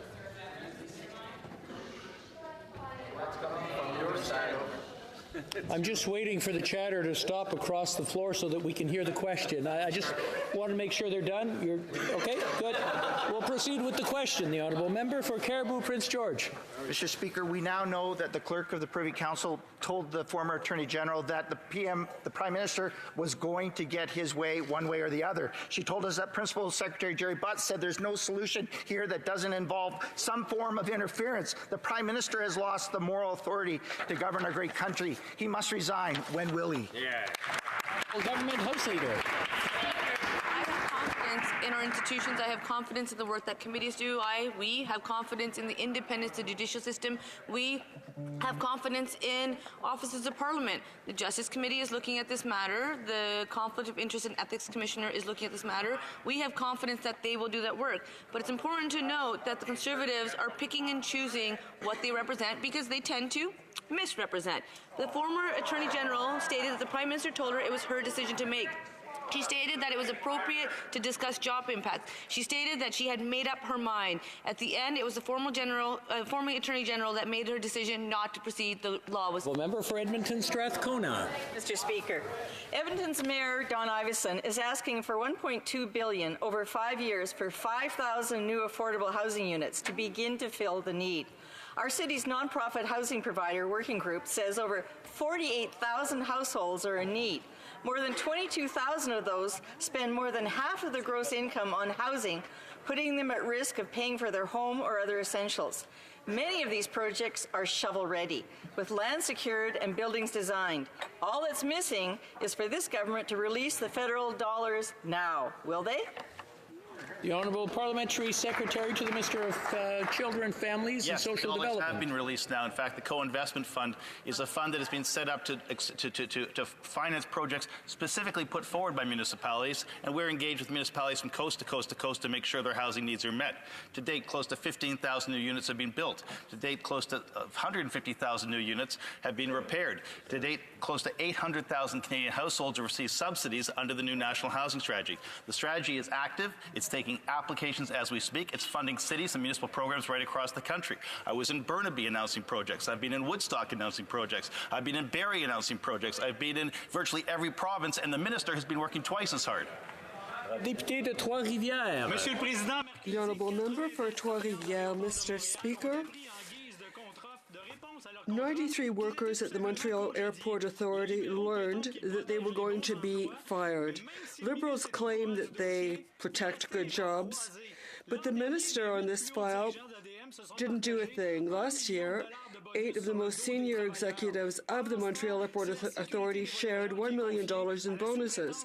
At the same time, the safety of air travelers has been outsourced on the cheap. Mr. Speaker, what is the Minister of Transport doing to protect these jobs? The Honourable Parliamentary Secretary. Airports are to our economy, and we take safety at our airports incredibly seriously. Canadians can rest assured that we have one of the safest air transport systems in the world, Mr. Speaker. That member knows that the governance of airports is independent, and they operate quite well, including at the airports that he mentioned. For Pitt Meadows, Maple Ridge. Mr. Speaker, it's no secret that I'm a big fan of the Canada Summer Jobs Program. In my riding of Pitt Meadows, Maple Ridge, this program has provided many young people in my community with their first real job. While the previous government put CSJ on the chopping block and youth unemployment skyrocketed, my team has worked hard with our local employers to more than double the number of CSJ jobs in my riding, something that had a meaningful impact in my community. Can the minister update us on the number of jobs this government has created nationally for young Canadians? The Minister of Employment. It's such a pleasure to work for the MP from Pitts Meadow, Maple Ridge on the Canada Summer Jobs Program, and his hard and tireless work on the program has made it a better program for young people across the country. You know, we committed to double this program in direct opposition to, as the member noted, the Conservatives' disregard, in fact, neglect of the program, which meant that young people didn't have the kind of opportunities they have today. I'm happy to announce that Canada Summer Jobs 2018 created over 70,000 high-quality jobs for students across this country. Not only did the Conservatives starve this program, they didn't care about the quality of the program. On this side, we know that our economy depends on young people having the skills and the opportunity to thrive. Thank you very much. A member for Central Okanagan's Milkman Nicola. Mr. Speaker, this week we heard jaw-dropping testimony from the former Attorney General about the political interference of the Prime Minister in a criminal trial. Her testimony was credible, detailed, and sincere. She said that the former principal secretary to the Prime Minister told her, and I quote, "There is no solution here that doesn't involve some interference." Wow. It is clear that the Prime Minister no longer has the moral authority to govern this great country. Mr. Speaker, when will the Prime Minister do what is necessary and resign? Well, the Honourable Government House Leader. There's a committee process. The Justice Committee is looking into this matter. We on this side have confidence in the work of committees and the members that sit on them. We know that the Conflict of Interest and Ethics Commissioner is looking into this matter. We on this side have respect and confidence in our offices of Parliament. We know that there are 2 ongoing court cases. We on this side have confidence in the independence of the judicial system, Mr. Speaker. We think they should do their important work. The Conservatives will continue their politics of division. Thank you. The Honourable Member for Oshawa. Mr. Speaker, the former Attorney General gave disturbing testimony about the political interference of the Prime Minister and others on an ongoing criminal trial. Unlike the Prime Minister, her testimony was backed up by credible evidence. She said, I quote, I spoke to the Finance Minister on this matter. I told him that engagements from his office to mine on SNC had to stop, that they were inappropriate. They did not stop. Good point. Mr. Speaker, the Prime Minister has lost the moral authority to govern our great country. He must resign. When will he? Hear, hear. The Honourable Government House Leader. That he does know that there are 2 court cases on this matter currently. We on this side respect the independence of the judicial system, and we think they should do their important work. Mr. Speaker, we on this side also respect the work of committees. The Justice Committee is actually working together. Members on both sides sit on the committee. They're asking witnesses to come. Witnesses are coming and responding. We know that next week, when most of us return to our constituencies, the Justice Committee will continue sitting and more witnesses will be appearing. Mr. Speaker, and it's important to also note that the Conflict of Interest and Ethics Commissioner is looking into this matter. We on this side have confidence in the work of officers of Parliament. We will respect them. They should. The Honourable Member for Montmagny, Lille, Kamouraska, Rivière-du-Loup. Mr. Speaker, this week the former Attorney General testified that she was the victim of pressure by the Prime Minister. Even Ms. Sonia Lebel, the Quebec Attorney General, seems to agree. Gerald Butts, the Prime Minister's closest advisor and friend, said there was, quote, no solution that didn't involve interference. By facilitating and taking part in these activities, has the Prime Minister lost the moral authority to govern? When will he do as Gerald Butts did and resign? The Honourable House Leader. Mr. Speaker, the former Attorney General said that the Prime Minister told her the decision was up to her. He felt it appropriate to talk about the impact of job loss, but it was her decision and she decided not to go forward. And I would say to the member across the way, he should respect her decision. Everything was followed the way it should have been at each stage. That is what we believe on this side of the House. The Conservatives do not seem to want to defend workers. Mr. Speaker, the former Attorney General gave shocking testimony about the political interference of the Prime Minister and his top cronies in an ongoing criminal trial. In a moment of blatant audacity, the Prime Minister's Chief of Staff let the former AG and her staff know just what the Prime Minister thought of the rule of law, decreeing that the PMO doesn't, quote, want to debate legalities anymore, end quote. The Prime Minister has lost the moral authority to govern our great country. He must resign. When will he? Come on. The Government House Leader. Speaker, in Canada, we have a rule of law on this side. We obviously respect it a lot more than on the other side because the Justice Committee is doing their work. Members from both sides sit on the committee. They're working together to have witnesses appear. Witnesses are appearing and they're responding to questions. Next week, Mr. Speaker, when we return to our constituencies, or most of us, members of the Justice Committee will continue to sit because they're actually having more witnesses appear so that more questions can be asked and witnesses can actually provide more answers so that Canadians can make decisions for themselves. And we respect the work of committees. Additionally, Mr. Speaker, we have offices of Parliament. The Conflict of Interest and Ethics Commissioner is also the for Kootenay, Columbia. Mr. Speaker, this week marked 3 years since the Phoenix pay system fiasco was rolled out. And it's reported it will take 3 to 5 years to clear the backlog and potentially 10 years until the system is fixed. In the meantime, Parks Canada employees continue to have problems with the system as many work full-time in the warmer months and are on call in the winter. Their pay transactions vary and they continue to encounter serious errors with pay and benefits. These timelines are unacceptable. Will the Liberals commit in the 2019 budget to invest in what is needed now to properly pay our workers? Well, Minister of the Environment. Speaker, and I want to thank the member opposite for his question. I know how much he cares about Parks employees. I do as well. I work every single week on Phoenix issues with Parks. We have made investments. I'm working also very hard for the minister responsible for procurement, responsible for Phoenix. We need to ensure that our employees are properly paid. I really value the great work that our Parks folks are doing, and we are working with them to fix this. Honourable Member for Esquimalt, Saanich-Sooke. Mr. Speaker, the Defence Committee just returned from visiting the Canadian troops who are supporting the UN mission in Mali. While there, we heard universal praise for the contribution that Canada is making by providing high-quality medevac services. However, we also heard concern about Canada's August 1st hard date for leaving, when our Romanian replacements won't arrive until October 15th. Will the government commit now to extending the Canadian mission in Mali so we won't leave a gap in critical medical evacuation services and put teachers, health workers, and humanitarian aid workers at risk when the UN mission is forced to cut back its operations? The Honourable Parliamentary Secretary. Thank you, Mr. Speaker. And I know that my colleague, like other members of the committee, visited Mali. And I think they came back very impressed with what our people are doing. Now, where the Conservatives didn't act, we are acting. We're going to work with the United States, and our operational force is fully active and is ensuring a medical evac with the UN. And Mr. Speaker, we're very pleased that Romania will then take up its important role in Mali. Thank you, Mr. Speaker. Mr. Speaker, the Liberals' relentless pressure on the former Attorney General in the SNC-Lavalin affair is not only an embarrassment, but potentially criminal.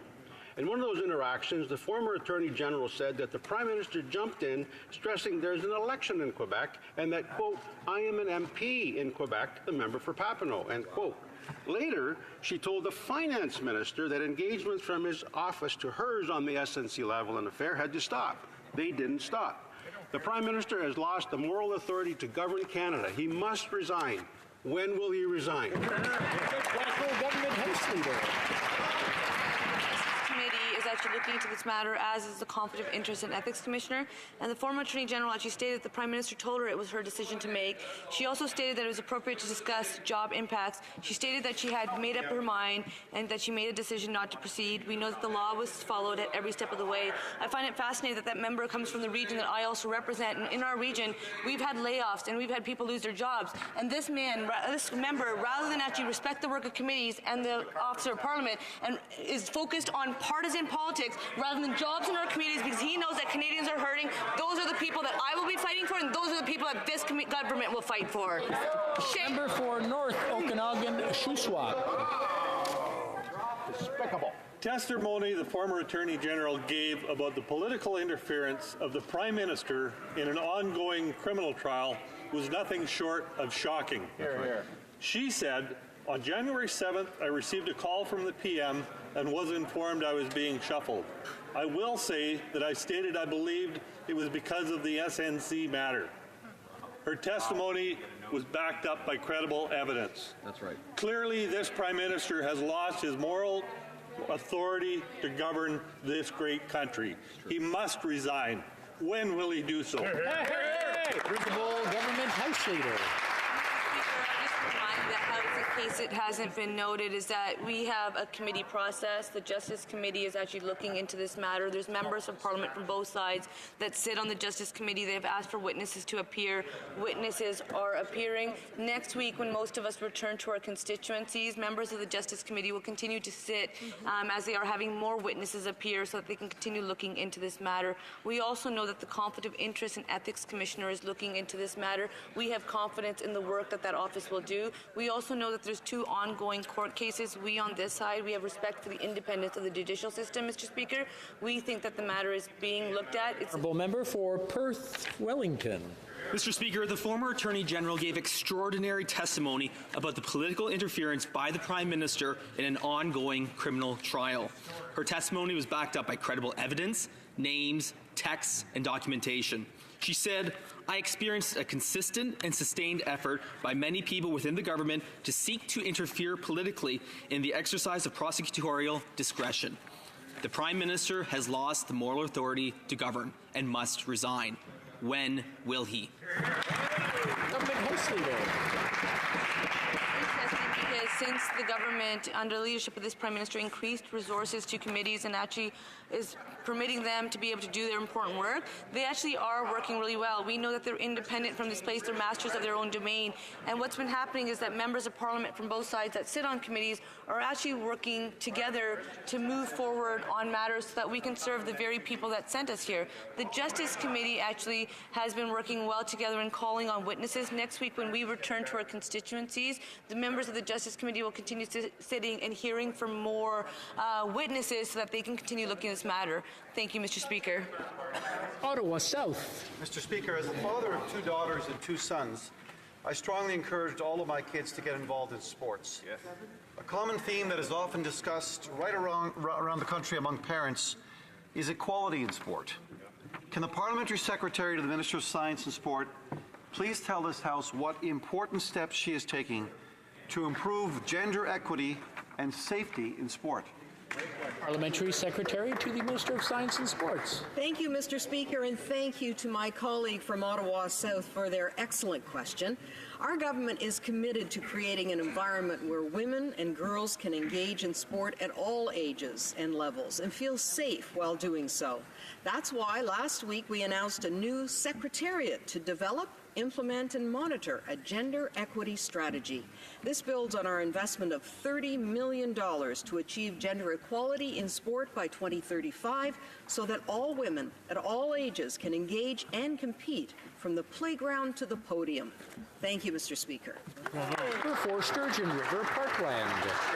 Mr. Speaker, it's clear to me that these Liberals can't handle the truth. That's right. The former Attorney General gave shocking testimony about the political interference of the Prime Minister and his top officials in an ongoing criminal trial. Now, I believe the former Attorney General when she testified that the Prime Minister urged her to intervene, stressing that there is an election in Quebec and I'm an MP in Quebec, the MP for Papineau. Wow. The Prime Minister has failed to uphold the rule of law and he has lost the moral authority to govern. When will he resign? Hear, hear! The Honourable Government House Leader. So the former Attorney General was at the Justice Committee and she stated that the Prime Minister told her it was her decision to make. The former Attorney General stated that it was appropriate for her to discuss job impacts. The former Attorney General stated on numerous occasions that she had made up her mind and she made the decision not to proceed.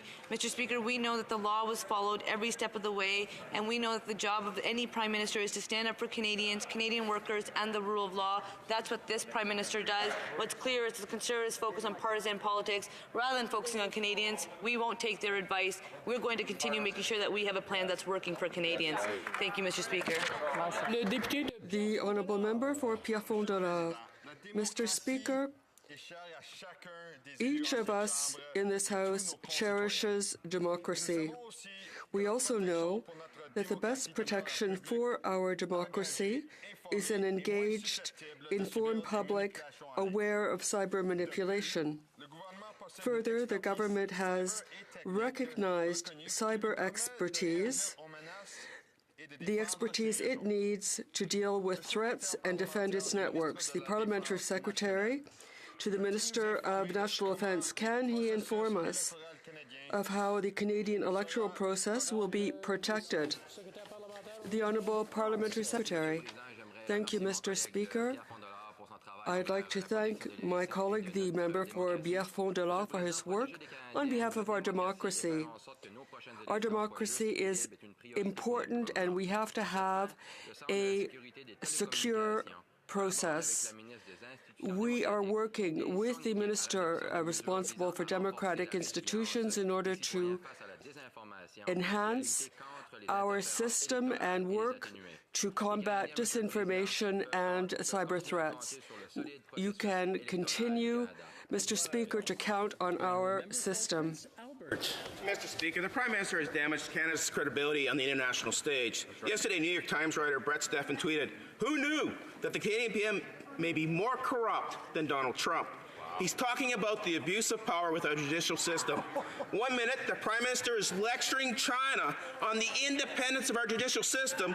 The next minute, he is bullying the former Attorney General for SNC-Lavalin. Wow. There's only one way Canada's international reputation can be restored. The Prime Minister must go. That's right. When will he resign? And if he will not resign, when will this caucus do its job and remove him? The Honourable Parliamentary Secretary to the Minister of Justice.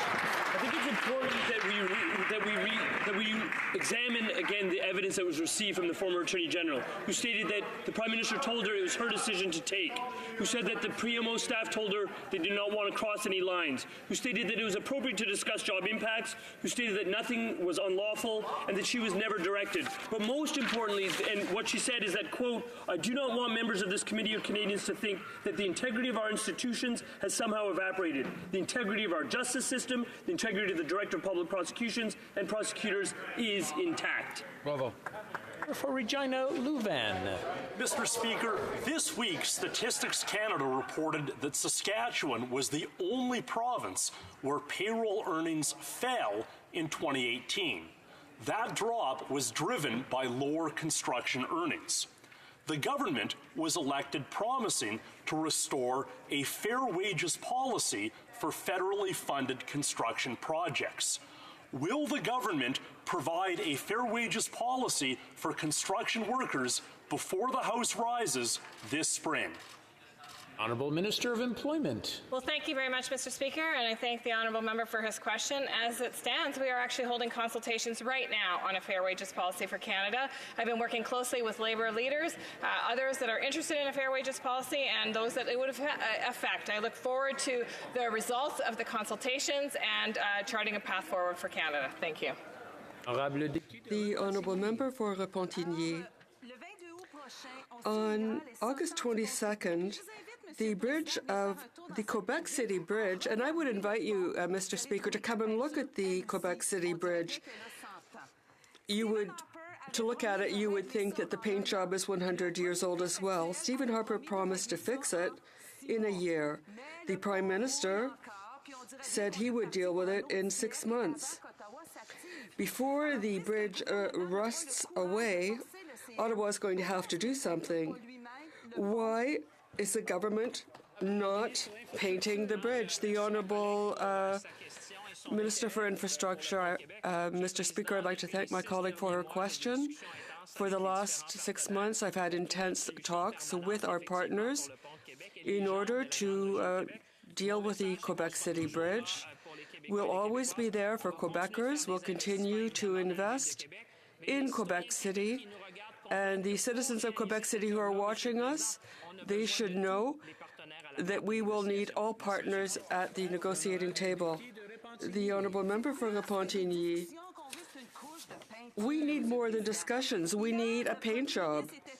Yesterday, the Prime Minister seemed really proud that Canada is going to the moon. They're going to the moon, but they can't paint a bridge.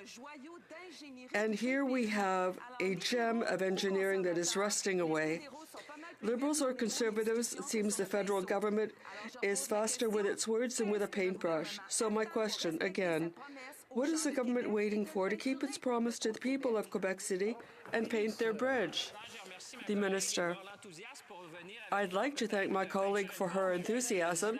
Maybe she wants to help paint the bridge. It is an important jewel. It's an important part of our heritage. We're going to continue working with the people of Quebec City. This is an important issue for us. I've talked to the Mayor of Quebec City, and people in Quebec who are watching us know that it's not just the will to do this. We need our partners along with us as well. The Honourable Member for Mirabel. Thank you, Mr. Speaker. We've been talking about SNC-Lavalin without talking about the workers. It seems that the parties here want to play petty politics on their back. We in the Bloc Québécois, our priority is the workers, our economy, and not partisan politics. What will the government do to save the jobs of these people? The Honourable Minister. Mr. Speaker, since the beginning, And Canadians watching us know we have been there to defend workers, pensioners, and suppliers who have nothing to do with the problems of this company. Will continue standing up for workers Canada-wide and the workers of SNC-Lavalin, and this while respecting all the legislation and all the regulations. Thank you, Mr. Speaker. And that's it for question period today. Daily routine of business, tabling of documents. The Honourable Minister of Environment. Mr. Speaker, pursuant to Standing Order 32-2, I have the honor to table in both official languages the action plan to protect Wood Buffalo National Park World Heritage Site. Monsieur le Président, et en vertu du Mr. Speaker, pursuant to Standing Order 32-2, I have the honor to table in both official languages the action plan for the World Heritage Site in Wood Buffalo. Okay, done. Introduction of government bills. Sorry. Mr. Goodale, seconded by Mr. Blair, moves that for leave to introduce a bill entitled "An Act to Provide No-Cost Expedited Record Suspension for Simple Possession of Cannabis." The motion is deemed adopted. Mr. Goodale, or sorry, where am I? Mr. Goodale, seconded by Mr. Oh, sorry. There's parts missing here. Mr. Goodale, seconded by Mr. Blair, moves that the bill be now read a first time and be printed. The motion is now deemed adopted. Reading of this bill, première lecture de ce projet de loi. When shall the bill be read a second time? At the next sitting of the House. There we go. The Honourable Minister of Public Safety and Emergency Preparedness. Nothing, everything's good? Perfect. My apologies. Statements by ministers. Reports from interparliamentary delegations. Presenting reports from committee. The Honourable Member for Ottawa West Nepean. Both official languages, the 23rd report of the Standing Committee on Foreign Affairs and International Development in relation to Bill S-240, an act to amend the Criminal Code and the Immigration and Refugee Protection Act, trafficking in human organs. The committee has studied the bill and has decided to report the bill back to the House with amendments. Thank you, Mr. Speaker. Presenting reports from committees, the Honourable Member for Hull Aylmer. Merci, Monsieur le Président. Thank you, Mr. Speaker. Mr. Speaker, I have the honor to table in both official languages the 28th report from the Standing Committee on Finance on Bill C-82, an act to implement a multilateral convention to implement tax treaty-related measures to prevent base erosion and profit shifting. The committee has examined the bill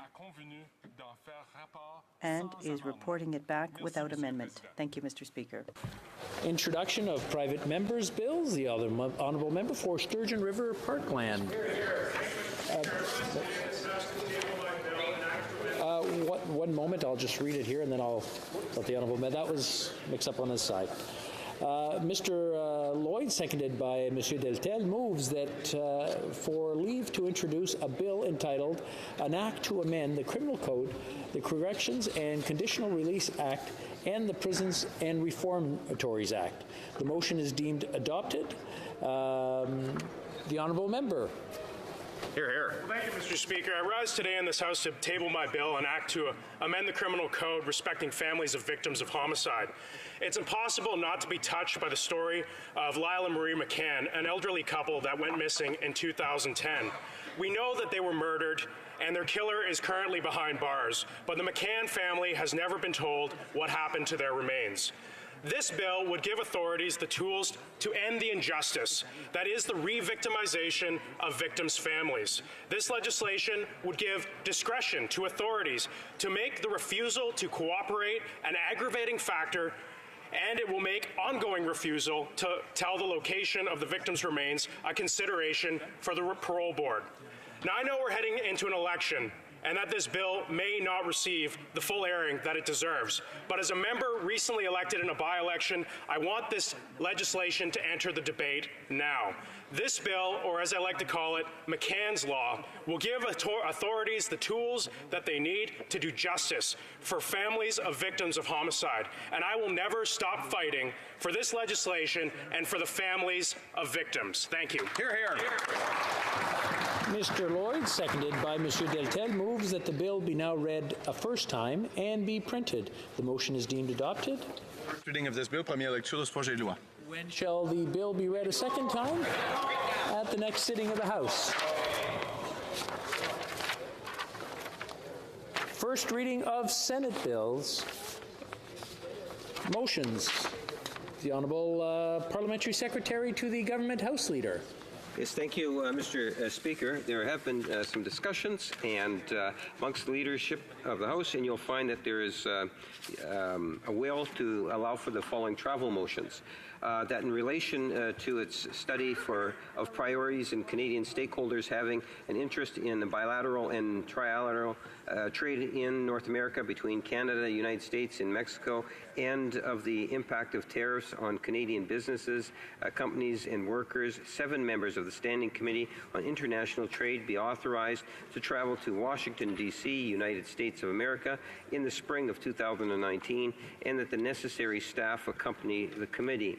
In addition to that, Mr. Speaker, we have that in relation to its study of impacts of methamphetamine abuse in Canada, 7 members of the Standing Committee on Health be authorized to travel to Vancouver, British Columbia, Calgary, Alberta, Winnipeg, Manitoba, and Montreal, Quebec in the spring of 2019, and that the necessary staff accompany the committee. And then finally, Mr. Speaker, that in the relation to the annual conference of the Canadian Council of Public Accounts Committee and the Canadian Council of Legislative Auditors, 7 members of the Standing Committee on Public Accounts be authorized to travel to Niagara-on-the-Lakes, Ontario in the summer of 2019, and that the necessary staff accompany the committee. Thank you, Mr. Speaker. Does the honourable member have the unanimous consent of the House to move the motion? Agreed? Agreed. The House has now heard the terms of the motion. Is it the pleasure of the House to adopt the motion? Carried. Presenting petitions. The honourable member for Edmonton West. Thank you, Mr. Speaker. I have... I'm sorry? For motions. Okay. We're... Oh, okay. I'm sorry. She's not listed.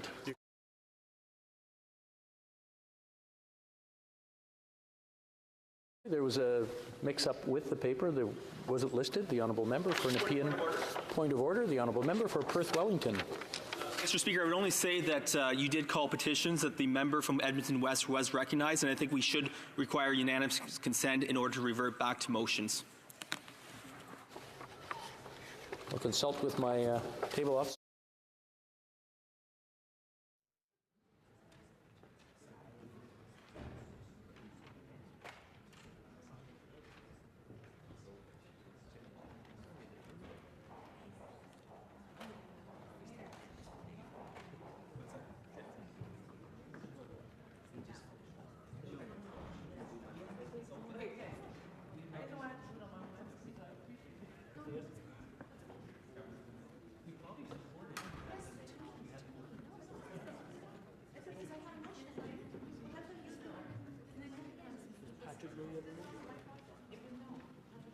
I've consulted with the table officers, and the honourable member had risen. It's the chair that did not see her rise. She wasn't listed, so I'll have to recognize her, and then we'll go right to the petitions. I don't see any big mistake being made or any large inconvenience. The honourable member for Nepean West. Mr. Speaker, following the usual consultations among all parties, I believe you will find unanimous consent for the following motion. That Bill S-240, an act to amend the Criminal Code and the Immigration and Refugee Protection Act, trafficking in human organs, be deemed concurred in at report stage, deemed read a third time, and passed. Thank you. Does the honourable member have unanimous consent of the House to move the motion? No. Okay, that's defeated. Presenting petitions. Now we can go to the honourable member for Ottawa West, or Edmonton West. I'm very pleased to rise again to present petitions signed by several hundred constituents from my riding, but also across the country, noting that it's impossible for a person to give informed consent to assisted suicide, euthanasia, if appropriate palliative care is unavailable to them, therefore calling upon the Parliament to establish a national strategy for palliative care. Thank you. Presenting petitions, the honourable member for Central Okanagan, Similkameen Nicola. Thank you, Mr. Speaker. I rise today on behalf of the good people of Central Okanagan, Similkameen Nicola. Many of the people in here are from the Kelowna area, but it is a petition. About 1,400 individuals have signed this petition, Mr. Speaker, calling upon the House of Commons to support Bill S-214 to ban the sale and or manufacture of animal-tested cosmetics and their ingredients in Canada moving forward. Mr. Speaker, it's always an honor to rise in this great democracy and present a petition. Thank you. Presenting petitions, l'honorable député de Trois-Rivières. The honourable member for Trois-Rivières. Well, thank you, Mr. Speaker. Today I am pleased to rise and speak on behalf of many people who, like thousands of others, want to remind the government that they hope that in the upcoming budget there will be good news that will put an end to 25 years of waiting for the rail passenger train through Trois-Rivières. They are calling for this high-frequency train. Unfortunately, I don't have time to speak to all of it this afternoon, but I will have an opportunity to go back to it because I am receiving scores of names of people who signed the petition in favor of that being included in the budget on March 19th. Honourable member for Winnipeg North. Thank you, Mr. Speaker. It's with pleasure I table yet another petition on a national pharmacare program, something my constituents have been now signing off on for actually the last couple of years, as what they're hoping is that the Prime Minister and the government, in fact all members of the House, would recognize the value of having a national program where prescribed medicines would be provided in a universal fashion. Thank you, Mr. Speaker. Presenting petitions, the honourable member for Charleswood St. James, Assiniboia Headingley. Mr. Speaker, it is my honour to rise on behalf of the 8,743 Canadians who signed my petition to address violence against healthcare workers. This petition calls upon the Minister of Health to develop a pan-Canadian prevention strategy to address growing incidents of violence against healthcare workers to ensure all healthcare settings across our country are safe. For too long, violence was often considered part of the job. During my time in the emergency room, I was assaulted on 2 occasions, and thousands of nurses, doctors, paramedics, and support staff continue to face much worse on a regular basis. Mr. Speaker, it is time for violence in the workplace to end and for real action to address this serious issue. I want to thank Linda Silas of the Canadian Federation of Nurses Unions and Darlene Jackson of the Manitoba Nurses Union for their tireless efforts on behalf of healthcare workers. It has been a privilege to work with both of them on this petition and on the Health Committee's upcoming study on this issue. Thank you, Mr. Speaker. Presenting petitions, the honourable member for Haliburton, Kawartha Lakes, Brock. Thank you very much, Speaker. It's a pleasure to rise and present this petition signed by many Canadians in and around the Surrey, British Columbia area, stating that it is impossible for a person to give informed consent to assisted suicide or euthanasia if appropriate palliative care is unavailable to them. Therefore, these Canadians are requesting that Parliament establish a national strategy on palliative care. Thank you, Speaker. Presenting petitions. Questions on the order paper, the Honourable Parliamentary Secretary to the Government House Leader. Mr. Speaker, I would ask that all questions be allowed to stand at this time, please. Is allowed to stand? We're good. Orders of the day. Government Orders, Government Bills Commons, resuming debate at third reading stage of Bill C-83, an act to amend the Corrections and Conditional Release Act and another act. As was stated earlier, the Honourable Member for Haliburton, Kawartha Lakes, Brock, has 5 minutes of questions coming to him. Questions and comments. Questions et commentaires. The Honourable Member for Winnipeg North. Yes, thank you, Mr. Speaker. And when we take a look at the legislation, it's one of those government initiatives that is really actually something that's long overdue. It's going to have a very positive impact for our corrections system. There's areas in which I believe will truly make our communities safer in the long run, because after all, for a vast majority of individuals that are going into our prison system, ultimately they end up going back into the communities. And one of the ways in which we can prevent crimes from taking place, Mr. Speaker, is by investing the right resources and at the same time supporting our correctional officers. And I'm wondering if my colleague could explain as to any specific concerns within the legislation that they would have liked to have seen changed at the committee stage, where I know we actually did accept opposition amendments to the legislation to improve it. Good question. The honourable member for Haliburton, Kawartha Lakes, Brock. Thank you very much, Mr. Speaker, and thanks the honourable member from across the way for his question.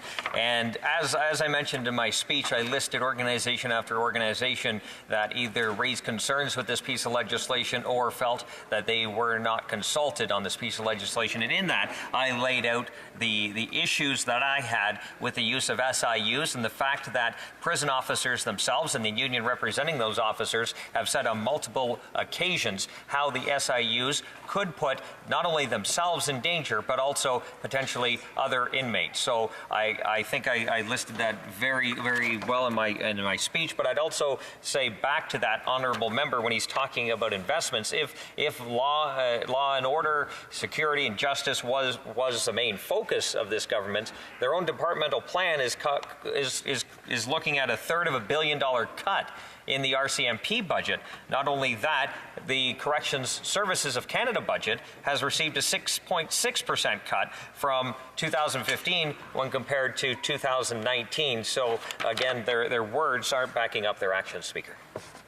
In comments, the honourable member for Esquimalt, Saanich Sioux. Thank you very much, Mr. Speaker. Anyone who's looked at this question of solitary confinement, administrative segregation, or its new title, structured integration units, knows that those with mental illness problems are those most likely to end up in this situation. So I want to ask the honourable member, I know he wasn't here the last Parliament, but the Conservatives brought in an extremely large number of mandatory minimum sentences, which result in people who should be otherwise treated for mental illness ending up in a corrections situation. Does he still support the use of mandatory minimums, which result in people with mental illness ending up in administrative segregation? For Haliburton, Kawartha Lakes, Brock. Thank you very much, Speaker, and I appreciate the question from the honourable member. The mandatory minimums were aimed at keeping the worst of the worst, the violent repeat offenders, off our streets, and I do not believe that those that refuse to be rehabilitated in any way should be allowed to go free on our streets. And although there are a number of tools in the toolbox that court officers have, that judges have, that law enforcement professionals have, I think the more tools, the better. And which Bill C-83 fails to address is the fact that the union representing corrections officers have said in many occasions, especially through their testimony, is that this is one tool being taken away from them that could jeopardize their safety and the safety of other inmates. Hear, hear. Questions and comments? The honourable member for Edmonton West. We have a 30-second question and hopefully a 30-second answer. All right, thank you, Mr. Speaker. I thank my colleague for his excellent speech. One of the concerns we've raised again and again and again is this government's lack of seriousness over the safety of our correctional services officers. In their mandate letter to the head of correctional services, it's a 1,400-word mandate letter. Only 52 words discuss officer safety, including this gem, that they want correctional services to instill a culture of self-reflection. They don't once mention safety of the workers in the departmental plan. They're cutting resources, but they want to instill a self-reflection culture. Is this a government that is concerned with the safety of correction services officers? For Haliburton, Kawartha Lakes, Brox, in 30 seconds or less, please. 30 seconds or less. Thank you, Speaker. Clearly not, Speaker, in the fact that the departmental report does not talk about officer safety, the fact that Bill C-83 on many occasions is being commented on by the union representing corrections officers, saying that this will or potentially could endanger the lives of those officers, potentially other inmates, but also this is the same government that is sending returning ISIS fighters to poetry classes. So we know where their priorities are. Resuming debate, reprise du débat, the honourable member for Esquimalt, Saanich, Sooke. Well, thank you very much, Mr. Speaker. I really wish today that I was rising to support Bill C-83 because we do have a problem in our corrections system with the use of what was originally called solitary confinement and then became administrative segregation and now is being rebranded into structured integration units. But what we're trying to do here, I think, is deal with a real problem in the correction system, and instead this bill tries to rebrand the problem out of existence. I don't think there's any way the courts will be fooled by this bill. The BC Supreme Court and the Ontario Superior Court have clearly found that the practice of solitary confinement is unconstitutional, and this bill actually will make that practice more common than it is now, and it actually has fewer protections than there are there for inmates now. Now, I'll return to this question of rights later, but I want to talk about this bill from two other perspectives which I think are equally important. I want to talk about this bill from the perspective of corrections workers, and I also want to talk about it from the perspective of victims. So in the last Parliament, I was privileged to serve as the NDP public safety critic, and I was given that task based on my 20 years of teaching criminal justice at Camosun College, which is essentially a police and corrections worker training program. Now, the majority of the students came into that program, and they still do, wanting to be police officers. And once they're in the program, they find out that there are a lot of other jobs within the corrections world, within the policing world, within the criminal justice world. And many of them end up going into corrections. And I always talk to students who are about to go into corrections about the challenges of that job. It's not as glamorous as policing. We don't have as many shows on TV glamorizing corrections officers, but it's an equally challenging job. One of those first challenges people have to learn to deal with is being locked in during the day. And for some, that was psychologically too difficult, actually, to handle. But that goes along with the second challenge of that job, and that is corrections workers don't get any choice of who they have to deal with, and in fact, they have to deal with those who are most antisocial and most difficult to deal with in our society. Now, our correction system often makes the correction workers' jobs harder. We have long wait lists for treatment programs within our system. We still have long waits for rehabilitation programs. And so while people are serving this time, it's not just that they're not getting the rehabilitation they need for when they come out. It's not just that they're not getting the addiction treatment they need. They're not getting anything. They're just serving time. Now, there are many who will say that's a kind of punishment people need. But that tends to forget the fact that way more than 90% of the people who are in our correction system will come back into society. And so if we're worried about the perspective of victims, we have to do a good job of rehabilitation and addiction treatment so that we don't have more victims created when people come out of our corrections system. Now, the minister earlier, in a response to a question from me, claimed I was living in a time warp, and they've actually solved all these problems, that they've earmarked new money for addiction treatment and mental health treatment within prisons. Well, he talks about one hand, while with the other hand, he's making cuts in the corrections system. So we have a system that's already strained by years of cuts from the Conservatives, being held at a kind of steady state of inadequacy by the Liberal budget. And so it's great to say we've earmarked these new programs, but if you don't have the staff to deliver them, you don't have the facilities to deliver those programs, you don't have the things you need to actually make those programs work, it doesn't do much good to actually say you're going to do it when you can't actually do it. One of the other things that's, I guess, a critical problem in our correction system is the correction system for women. It's even more challenging than the correction system for men in that it's by nature and the number of offenders a much smaller system. So there are fewer resources and fewer alternatives available for offenders within the women's system. I think the women's correction system also suffers from what many would call essentialism. And that's the idea that women are somehow different from men, and therefore, in their caring and nurturing nature, they don't belong in prison. And so there's a prejudice against women offenders that they must somehow be the worst people. They must be worse even than male offenders, because we expect that from men, we don't expect this from women. And that kind of essentialism has really stood in the way of providing the kind of programs we need to help, again, women offenders who are dealing with largely mental health and addiction problems. Now, while women have served traditionally, or experientially, I guess I would say, served less often in solitary confinement and shorter periods in solitary confinement, there's still primarily it's the same phenomena for women as men. It means that all kinds of mental illnesses, rather than being treated, end up being exacerbated. Because while you're in segregation, you don't have access to those mental health programs. And the same thing is true of addiction problems. If you're in this administrative segregation, you don't have access to those programs. So in the women's system of correction, those programs are already very limited, they're hard to access, they're hard to schedule, and if women spend time in and out of administrative segregation, they don't get the treatment and rehabilitation that they deserve before they return to society. Now, sometimes politicians make the correction workers' jobs harder, and they do this by making offenders harder to manage. One of those things we hear constantly from the Conservatives is a call for consecutive sentences. So crimes are so horrible that if there's more than one victim, we ought to have rather than concurrent but consecutive sentences. We have to make sure that the worst of the worst don't get out, is the Conservative line.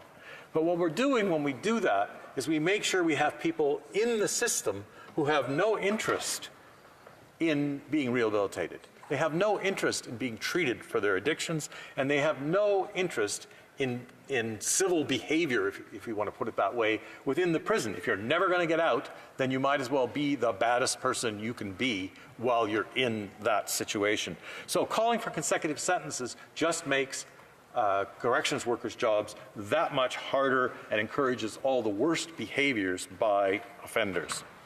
Related to that was the elimination of what we had in the system before called the faint hope clause. And this, for the worst offenders, allowed people to apply for parole, early parole, after serving 15 years. Now, the argument often becomes the entitlement. Why would these people be entitled to ask for early parole? But it's the same kind of thing I was just talking about earlier. If people have a faint hope, that's why it's called faint hope, that they may eventually be released, then there's still an incentive to behave civilly while within the system. There's an incentive to get addiction treatment. There's an incentive to do rehabilitation work. If you take away that faint hope, which we did in the last Parliament as an initiative of the Conservatives, which I have to say was supported by the Liberals, then we end up with people in prison who are extremely difficult to manage and therefore very dangerous for correction workers to deal with. Now, the people who are trying to use the faint hope clause are not the most attractive people in our society. And certainly the issue of eliminating faint hope, the faint hope clause from the criminal code came up in the case of Clifford Olson in 1997, who was the serial killer of 11 young men and women. But it's important to point out that when he went to apply for his early release, it took only 15 minutes to quash the process. Those people who are, in fact, the worst of the worst will never get out of prison. There were about 1,000 applications under the existing faint hope clause. 1.3% of those 1,000 applications received parole. And of those 1.3%, there were virtually no returns to prison, no recidivism. So the faint hope clause worked very well in preserving discipline inside the correction system and in making the environment safer for corrections workers. But unfortunately, only the NDP and the Blocs opposed eliminating that faint hope clause. A third way in which politicians make things worse that I mentioned in an earlier question to my Conservative colleague was the creation of mandatory minimums. So under the Harper government, we had a whole raft of mandatory minimum sentences brought in this kind of idea that we have to make sure that each and every person who's found guilty is punished, when I would argue that we have to make sure that each and every person who's found guilty is rehabilitated. That's what public safety is all about. So the Liberals promised in their election campaign that they would repeal these mandatory minimums. Yet when they eventually got around after 2.5 years to bringing in a bill, C-75, it didn't repeal the mandatory minimum sentences. So we're still stuck with lots of offenders, be they Aboriginal people, quite often women offenders, quite often those with addiction and mental health problems, who don't belong in the corrections system. They belong in the mental health treatment system. They belong in the addictions treatment system. They need supports to get their lives in order. But under mandatory minimum, the Conservatives took away the tools that the courts had to get those people into the programs that they need to keep all the rest of us safe. Now, when you combine all of these things with the lack of resources in the corrections system, which the Conservatives made a hallmark, I think, of their government, and which has been continued by the Liberals, then all we're doing here is making the work of correction officers more difficult and dangerous, and we're making the effort to make sure people are rehabilitated successfully less likely. Now, I want to talk about two cases, one federal and one provincial, to put a human face on the specific problem of solitary confinement. The first of those is the sad case of Ashley Smith. Ashley Smith from the Maritimes was jailed at the age of 15 for throwing crab apples at a postal worker. She was given a 90-day sentence. But while she was in custody for that 90-day sentence, repeated behavioral problems resulted in her sentence being extended and extended and extended till eventually she served 4 years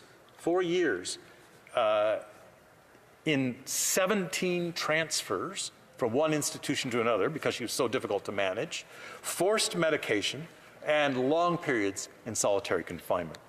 Now, what happened with Ashley Smith is a tragedy because she died by suicide after repeated incidents of self-harm while she was in custody. It's unfortunately a sad example of the outcomes when we place people in whatever we want to call it, solitary confinement, administrative segregation, structured integration units. It doesn't matter what the label is. It has enormously negative impacts on those in particular who have mental illness. The second case is a provincial case in Ontario, the case of Adam Capet, a mentally ill Indigenous man who was kept in isolation for more than 4 years without access to mental health services and under conditions which the courts found amounted to inhumane treatment. The effects on Mr. Capet were permanent memory loss and an exacerbation of his pre-existing psychiatric disorders. Now, while he was in an institution, unfortunately, Mr. Capet did not get the treatment he needed. He ended up stabbing another offender, resulting in the death of that offender. And what this did, of course, was to create new victims. Not only the person who lost his life while in custody, but the family of that person. The result here was a ruling by Provincial Court Judge John Fargo that Mr. Capet was incapable of standing trial for that murder within the corrections system because of the way he had been treated and the excessive periods of time he'd spent in solitary confinement. The prosecutors did not appeal this decision, and it resulted in Mr. Capet's release, to the great distress of the family of the murder victim. However, what's the real cause here? The real cause here, the fundamental cause here, I'm not even going to say it's solitary confinement. It's the lack of resources to deal with mental health and addiction problems within our corrections system. So now let me come back to the bill very specifically.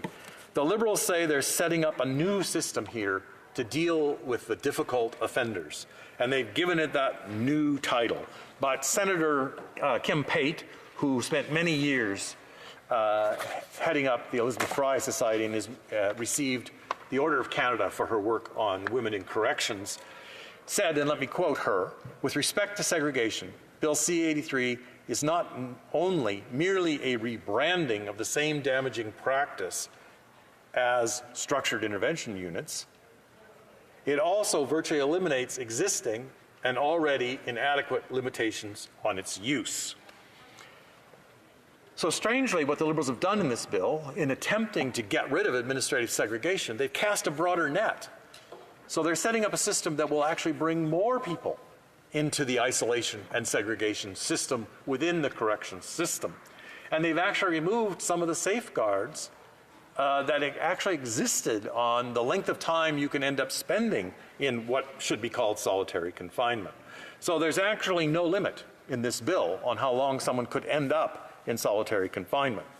Our corrections investigator, Ivan Zinger, an independent officer of Parliament, has criticized the bill, saying that people will end up in much more restrictive routines under this new system than most of them would have under the old system.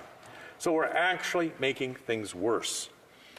And Josh Patterson from the BC Civil Liberties Association pointed out that this bill continues to allow the same practices that the courts have criticized as inhumane treatment in the new bill as existed under the old administrative segregation. So we have merely relabeled the existing practices in this bill. The final piece I want to talk about is the question of oversight, because in earlier debate the minister said, again, that I was living in a time warp. Sometimes I wish that were true. But he's talking about oversight and saying I had missed the amendments he made on oversight. Well, I think what's really true is the minister missed the point of the witnesses on oversight, because stretching all the way back to the inquiry into events at the prison for women at Kingston, Louise Arbour recommended judicial oversight of the use of solitary confinement. That's truly independent, that's truly an outside review of what happens. And as Josh Patterson pointed out, not only is there no judicial oversight, there's no recourse for those who are subjected to solitary confinement to have legal representation, to challenge the conditions under which they're being held. So what the government has done in their amendments is create not independent review, but an advisory committee to the minister. That's not independent oversight, and that's why the NDP continues, one of the reasons why we continue to oppose this bill. So in conclusion, I want to come back to the BC court decision, which pointed to two key reasons why the existing regime was unconstitutional, and that is the lack of access to counsel for what amounts to additional punishment measures being applied when someone is placed into solitary confinement, and secondly, the possibility of indefinite punishment, indefinite extra punishment by being in solitary confinement. So the bill deals with neither of those two key unconstitutional provisions of solitary confinement.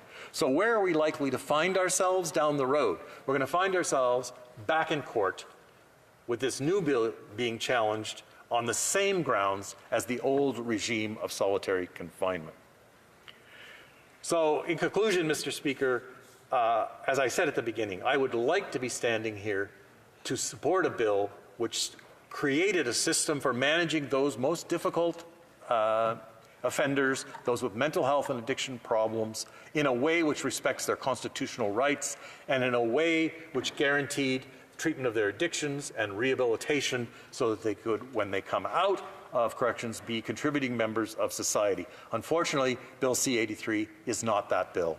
Thank you.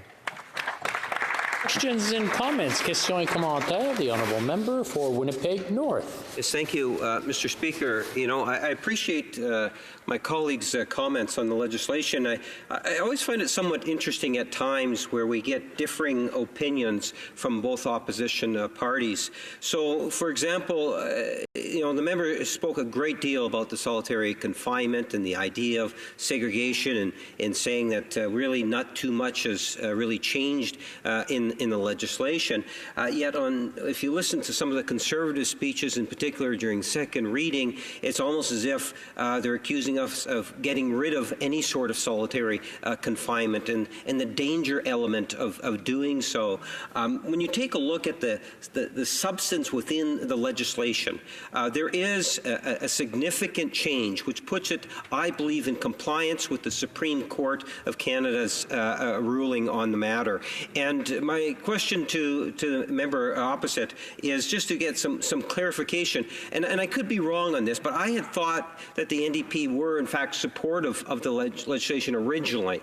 I know when it went to committee that there was amendments that were brought forward, Mr. Speaker, amendments which were actually accepted to the legislation that were NDP or opposition amendments, which really highlights what this Prime Minister has always put as a high priority in terms of the independence of the committees and seeing those committees doing some fine work, and that was demonstrated very clearly on this, and I thought that was a positive thing. So I don't quite fully understand where it is or what it is that might have caused the NDP to change their mind on the issue. Member for Esquimalt Saanich Sooke. Well, thank you very much, Mr. Speaker. And I would have to say I believe the honourable member is wrong, that we did oppose this bill at all stages. But what I said at the beginning still remains. I think New Democrats would like to have supported a bill that recognized the realities of the correction system, that there needs to be something to deal with some of the people who are the most difficult to deal with in the system. We're not denying that. But we have to have a regime set up that guarantees the safety of corrections workers, the safety of other offenders, but at the same time make sure that those difficult offenders still get addiction treatment, still get rehabilitation, and still have their rights respected within the criminal justice system. For Durham. Thank you, Mr. Speaker, and thank my colleague from Esquimalt, Saanich Sooke, for his remarks. Certainly we all remember with sadness the case of Ashley Smith, and we should learn from mistakes and tragic cases in our system. What we face here, and I'd like his comments on this, is we hear concerns from both correctional workers that they've not been properly consulted in the process. We also hear concerns from organizations, from Senator Pate and others, that it doesn't have the intended purpose in Bill C-83 to deal with some of the issues he raised in his speech.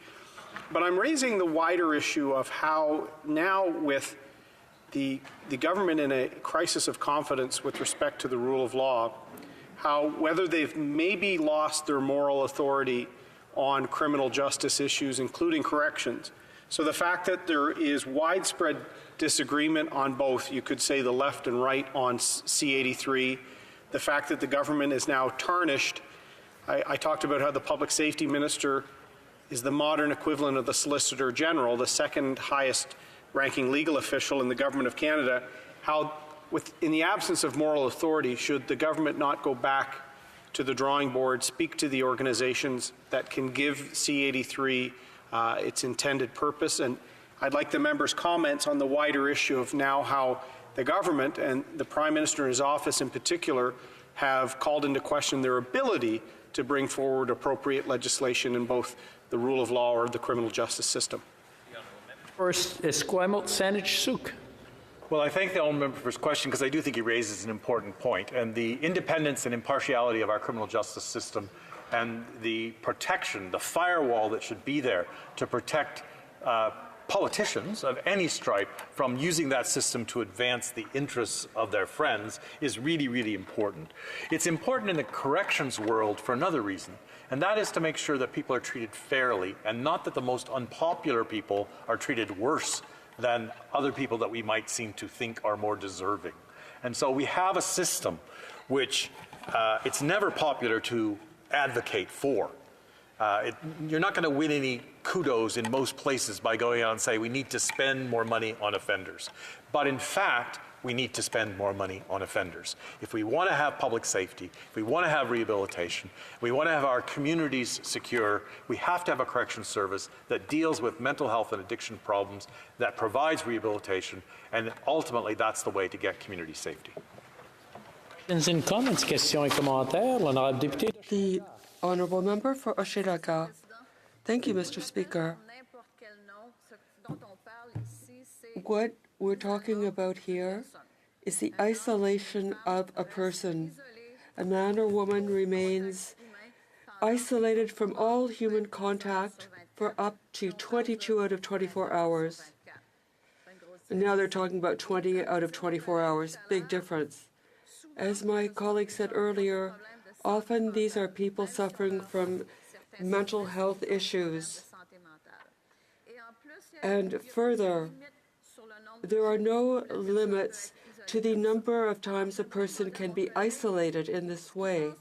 So I'd like to ask my colleague what he thinks of the effects that this will have on people who already suffer from mental health issues. Sanich Suk.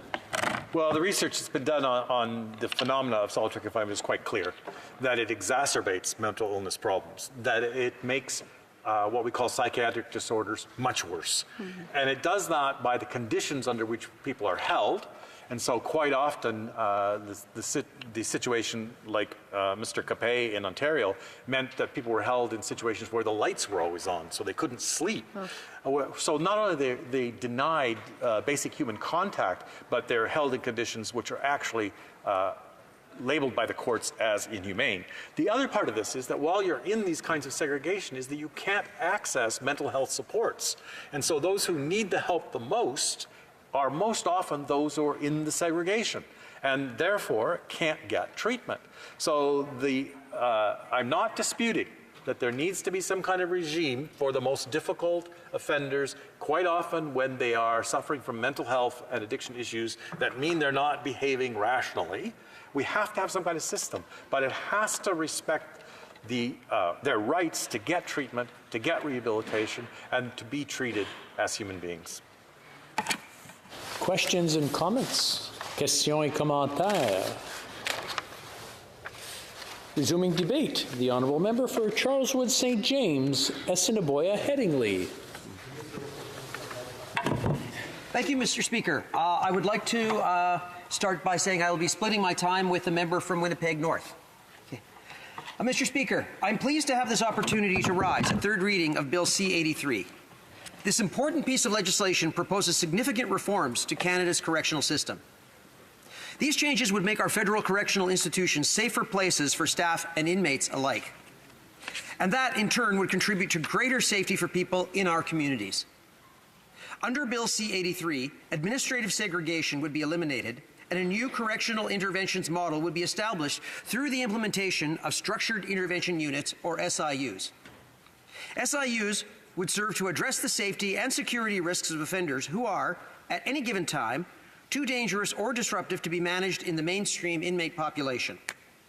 When those offenders need to be separated for safety reasons, they would be placed in an SIU. And while they are there, they would continue to have access to the interventions and programming they need to make progress on their correctional plan and improve their likelihood of rehabilitation. The goal is to help them reintegrate into the mainstream inmate population as quickly as possible. That has been the main goal of Bill C-83 from the very beginning. It remains so today in its current form. We've arrived at a very solid, concise, and thorough piece of legislation that was very strong to begin with. And that's a testament to a robust, democratic, and healthy legislative process, including thoughtful discussion in this chamber and careful scrutiny and informative testimony at committee. That process has led to a number of amendments that have strengthened this bill. Many of those amendments focus on additional measures to ensure that the SIUs would operate as intended.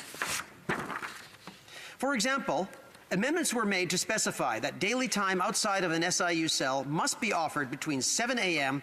and 10 p.m., and to specify that opportunities to interact through human contact must not be mediated or interposed by physical barriers. Other amendments are about enhancing oversight and transparency when it comes to SIU placement decisions. Today, I'd like to focus on one amendment in particular proposed by the member for Oakville North Burlington, which would introduce new independent external decision-making function. Under Bill C-83, independent external decision-makers would review an inmate's placement in an SIU if it falls under any one of three specific circumstances. The first circumstance is if an inmate has not received or taken advantage of the opportunity to spend a minimum of 4 hours a day outside their cell, or 2 hours of interaction with others, or 5 consecutive days, or 15 cumulative days over a 30-day period. The second is if an inmate has been confined to an SIU for 90 consecutive days. And the third is if a health care committee of senior officials from the Correctional Service of Canada has made the determination to maintain an inmate in an SIU contrary to the recommendations of a registered health professional. This process would ensure that decisions to maintain an inmate in an SIU are subject to scrutiny and ongoing assessment at specific time periods through a mechanism that would operate at arm's length from the Correctional Service of Canada. Reviews conducted by independent external decision makers would create additional external monitoring of inmates who are placed in SIUs. This would include vulnerable inmates, such as those who are not participating in programming or interventions, or receiving meaningful human contact. It would also support transparency around decisions to maintain vulnerable inmates in an SIU.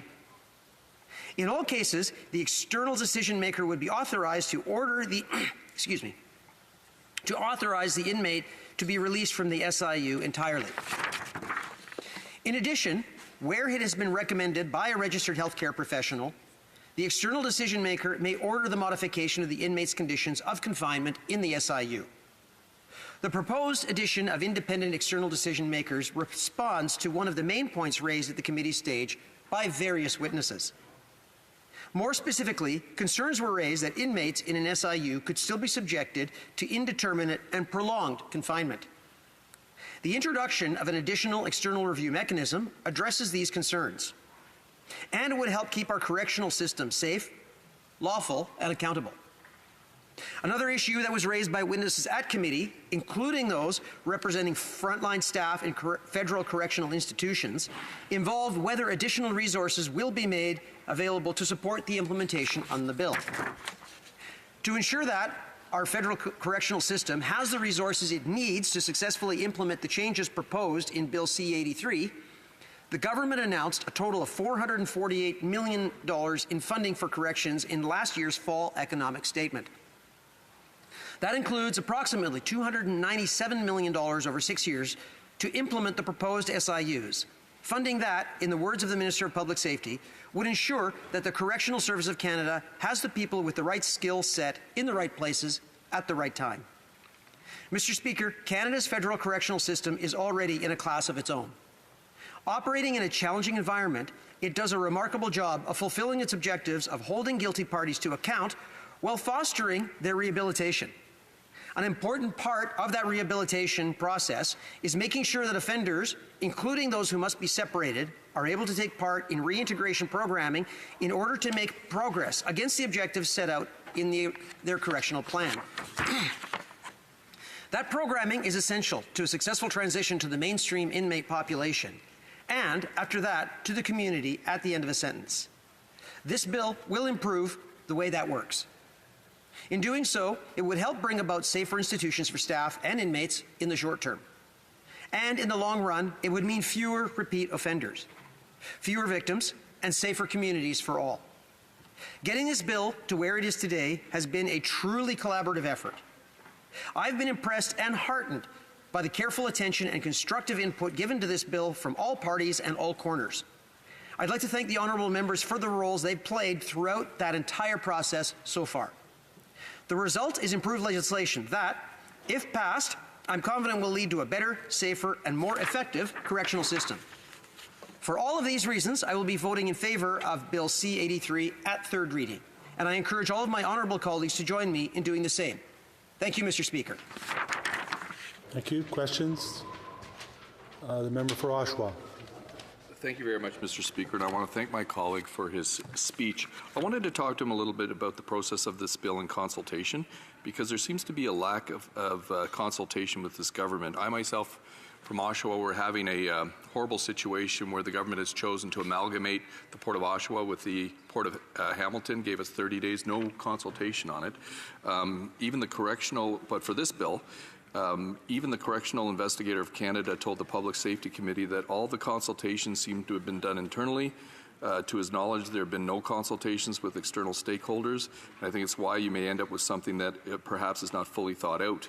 And for my colleague for the Liberal Party, which is purported to put consultation up on a pedestal, this seems a little strange. If the Liberals didn't consult with the union, they didn't consult with victims, they didn't consult with prisoners' advocates, can the member opposite tell me who they exactly consulted with when drafting this bill? The honourable member for Charleswood St. James, Assiniboia, Headingley.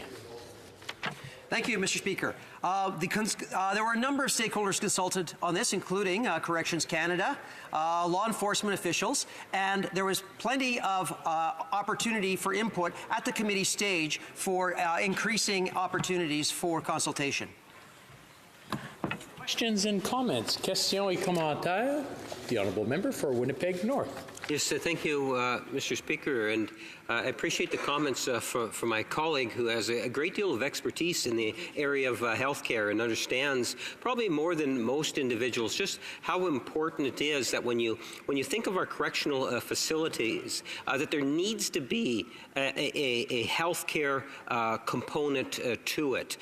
If we want to be able to allow for or encourage a healthier integration after being in our prisons, that you have to at least have a genuine attempt to try to address some of those health conditions that often prisoners end up, or convicts ultimately end up in prisons for, because of a mental health issue, for example, that might have resulted in a particular crime being committed. So by providing these types of services, in the long run, we're preventing potential crimes into the future. And I wonder if he could just comment in regards to how important it is that we have these healthcare services.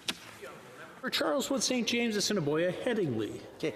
Thank you, Mr. Speaker. I'd like to thank my honourable colleague from Winnipeg North. I agree completely. People often talk about the revolving door of the prison system, and there is a revolving door. However, there are those that think that the answer to that is longer and harsher punishments, where the evidence is clear that longer sentences and harsh conditions in incarceration actually increase the likelihood an inmate will offend. Furthermore, my visit to Stony Mountain Penitentiary north of Winnipeg, it became clear that there are large numbers of inadequately treated people with mental health issues who are essentially being warehoused in our correction system because they do not have the adequate treatment in the community and therefore offend. So this is a valuable way to ensure that these people receive the care and rehabilitation they need and will actually be less likely to reoffend and will improve public safety. Questions and comments? The honourable member for Oshawa.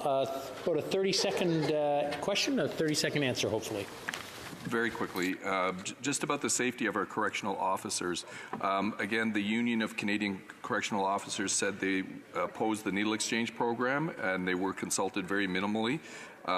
This is going to dramatically change their work environment. I was wondering if the member feels confident that there's enough resources there, that the safety concerns brought forward by the union are going to be addressed.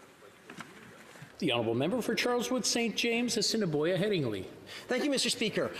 In fact, needle exchange programs have been shown in many environments to actually improve safety and improve the health of the users. A needle exchange program does not introduce additional needles to the program.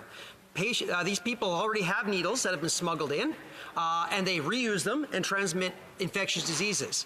So these needles are exchanged for clean ones that will make for a safer environment. As well, part of the enhancements of this bill will include body scanners that will make it much less likely that such needles will be smuggled in the first place. So in fact, the needle exchange program will improve the safety of inmates and improve the safety of staff.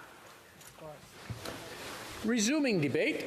Reprise du débat, the Honourable Parliamentary Secretary to the Government House Leader. Yes, thank you, Mr. Speaker. And you know, when we take a look at this piece of legislation, it's nice to see that it's finally at the third reading stage. I've had the opportunity to express a number of thoughts on the legislation back in the second reading in particular, and I suspect that if we were to check back then, I likely would have made or implied that the government, because I know the minister quite well in terms of his approach to legislation, that we were open to looking at ways, always open to looking at ways in which legislation could be changed. And my colleague and friend that spoke just prior to me from Charleswood made reference to some amendments.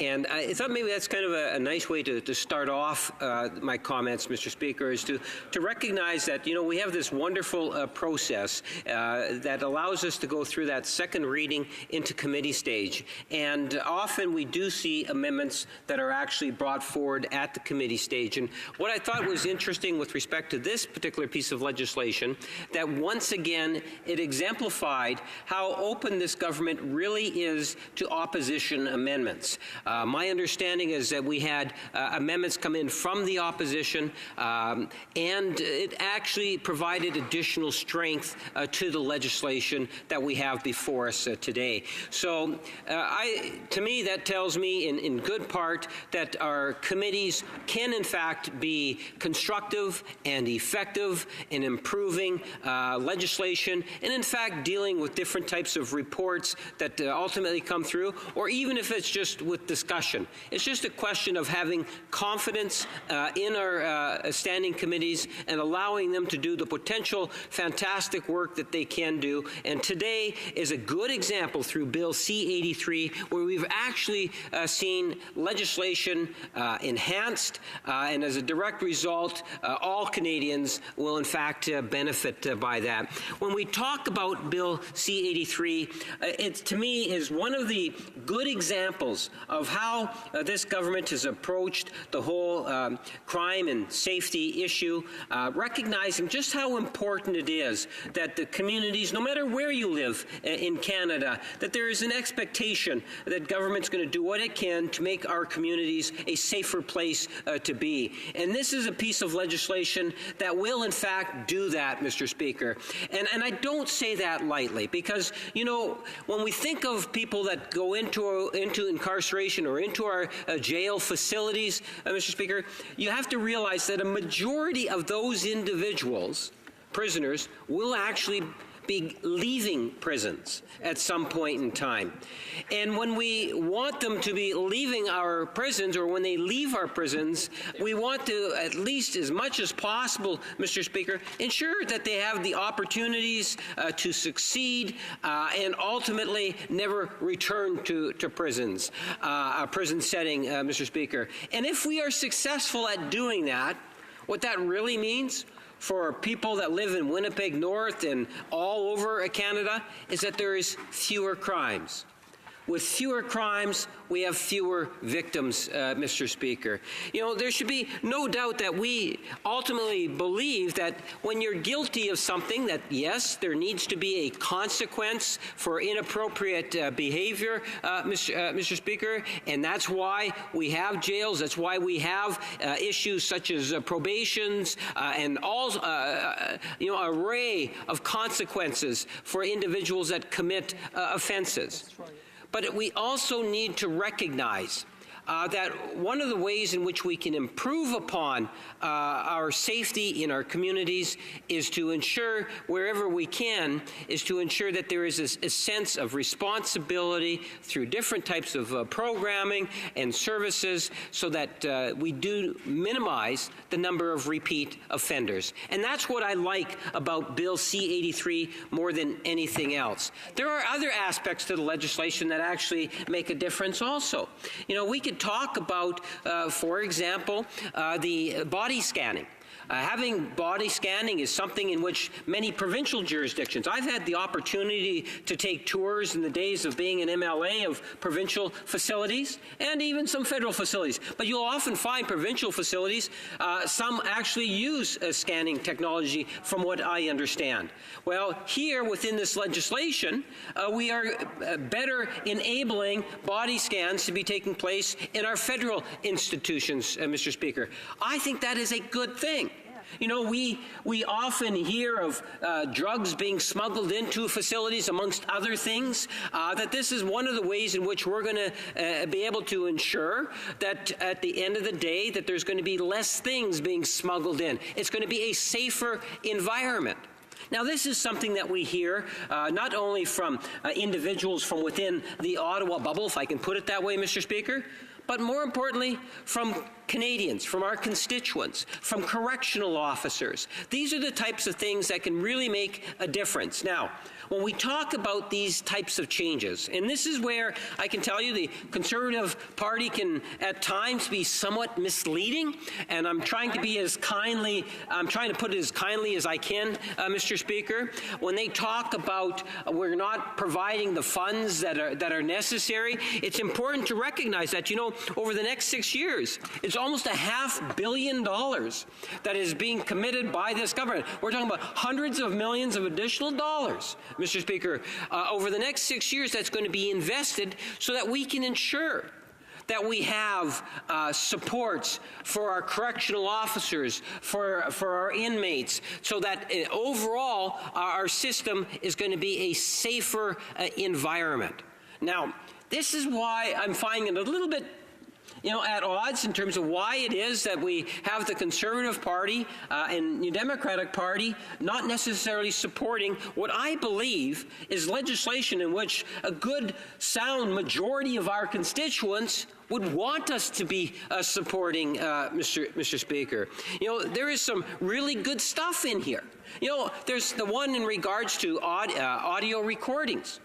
If you are a victim, and I've used this example now twice before, and I'll repeat it again.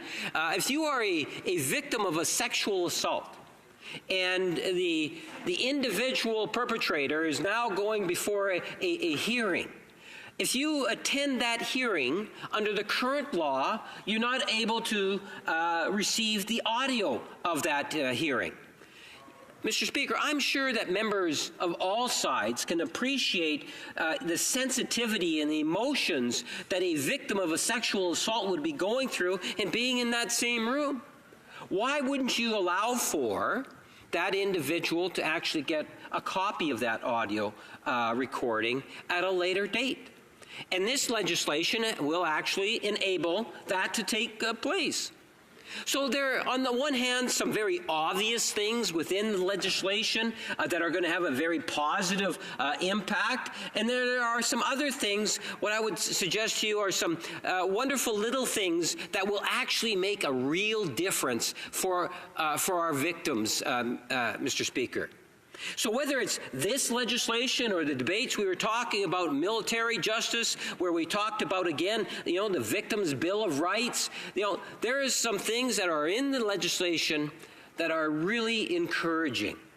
We are, in fact, moving forward on a number of different fronts as we modernize, whether it's military justice or civil justice. At the end of the day, we want our communities to feel safe, Mr. Speaker. We want to work towards minimizing the number of victims by preventing crimes from taking place wherever we can, Mr. Speaker. We want to ensure that there is a consequence to criminal activities, and that's why we have different tools to ensure that that does take place, Mr. Speaker.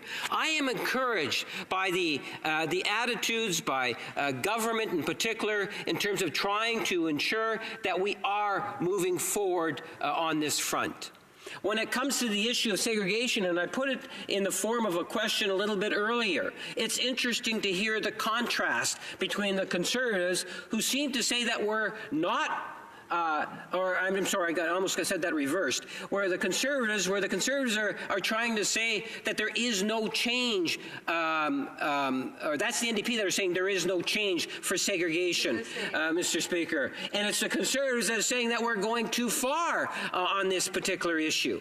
The reality, Mr. Speaker, is that it is a response to the Supreme Court's decision, and we are, in fact, complying with it. In the new system that we are putting into place, Mr. Speaker, those structured intervention units are, in fact, a progressive way forward that will ensure that we meet the Supreme Court's requirements, while at the same time, Mr. Speaker, being allowed to see more services that will be made available. So again, that we will minimize the types of what will hopefully be repeat offenders, Mr. Speaker. We do not want people that are leaving our institutions politicians to be committing more crimes, Mr. Speaker. We want safer communities, and that's really what all this is about, trying to get our communities across Canada a safer, more harmonious place to live, Mr. Speaker, and it's with great pleasure that I support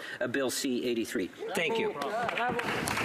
It being 1:15, pursuant to orders made on Tuesday, February 26, 2019, it is my duty to interrupt the proceedings and put forthwith every question necessary to dispose of the third reading stage of the bill now before the House. The question is as follows.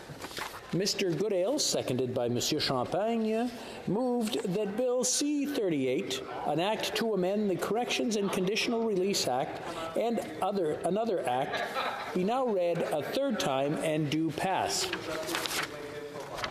Is it the pleasure of the House to adopt the motion? All those in favor of the motion, please say yea. Yay! All those opposed, please say nay. In my opinion, the nays have it. Pursuant to Standing Order 45, the recorded division stands deferred until Monday, March 18th, 2019, at the ordinary hour of daily adjournment.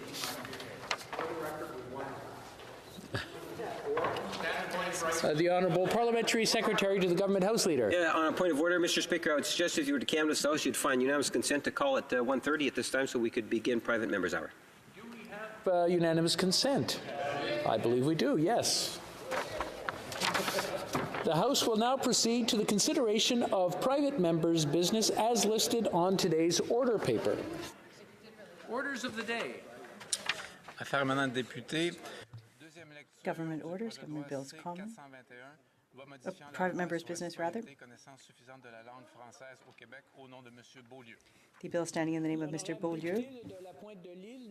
The Honourable Member for La Pointe-de-L'Île is not present to move the order as announced in today's notice paper. Accordingly, the item will be dropped to the bottom of the order of precedence on the order paper. It being 1:18, the House stands adjourned until Monday, March 18, 2019 at 11 a.m. pursuant to Standing Orders 28.2 and 24.1. Have a great couple of weeks in your riding.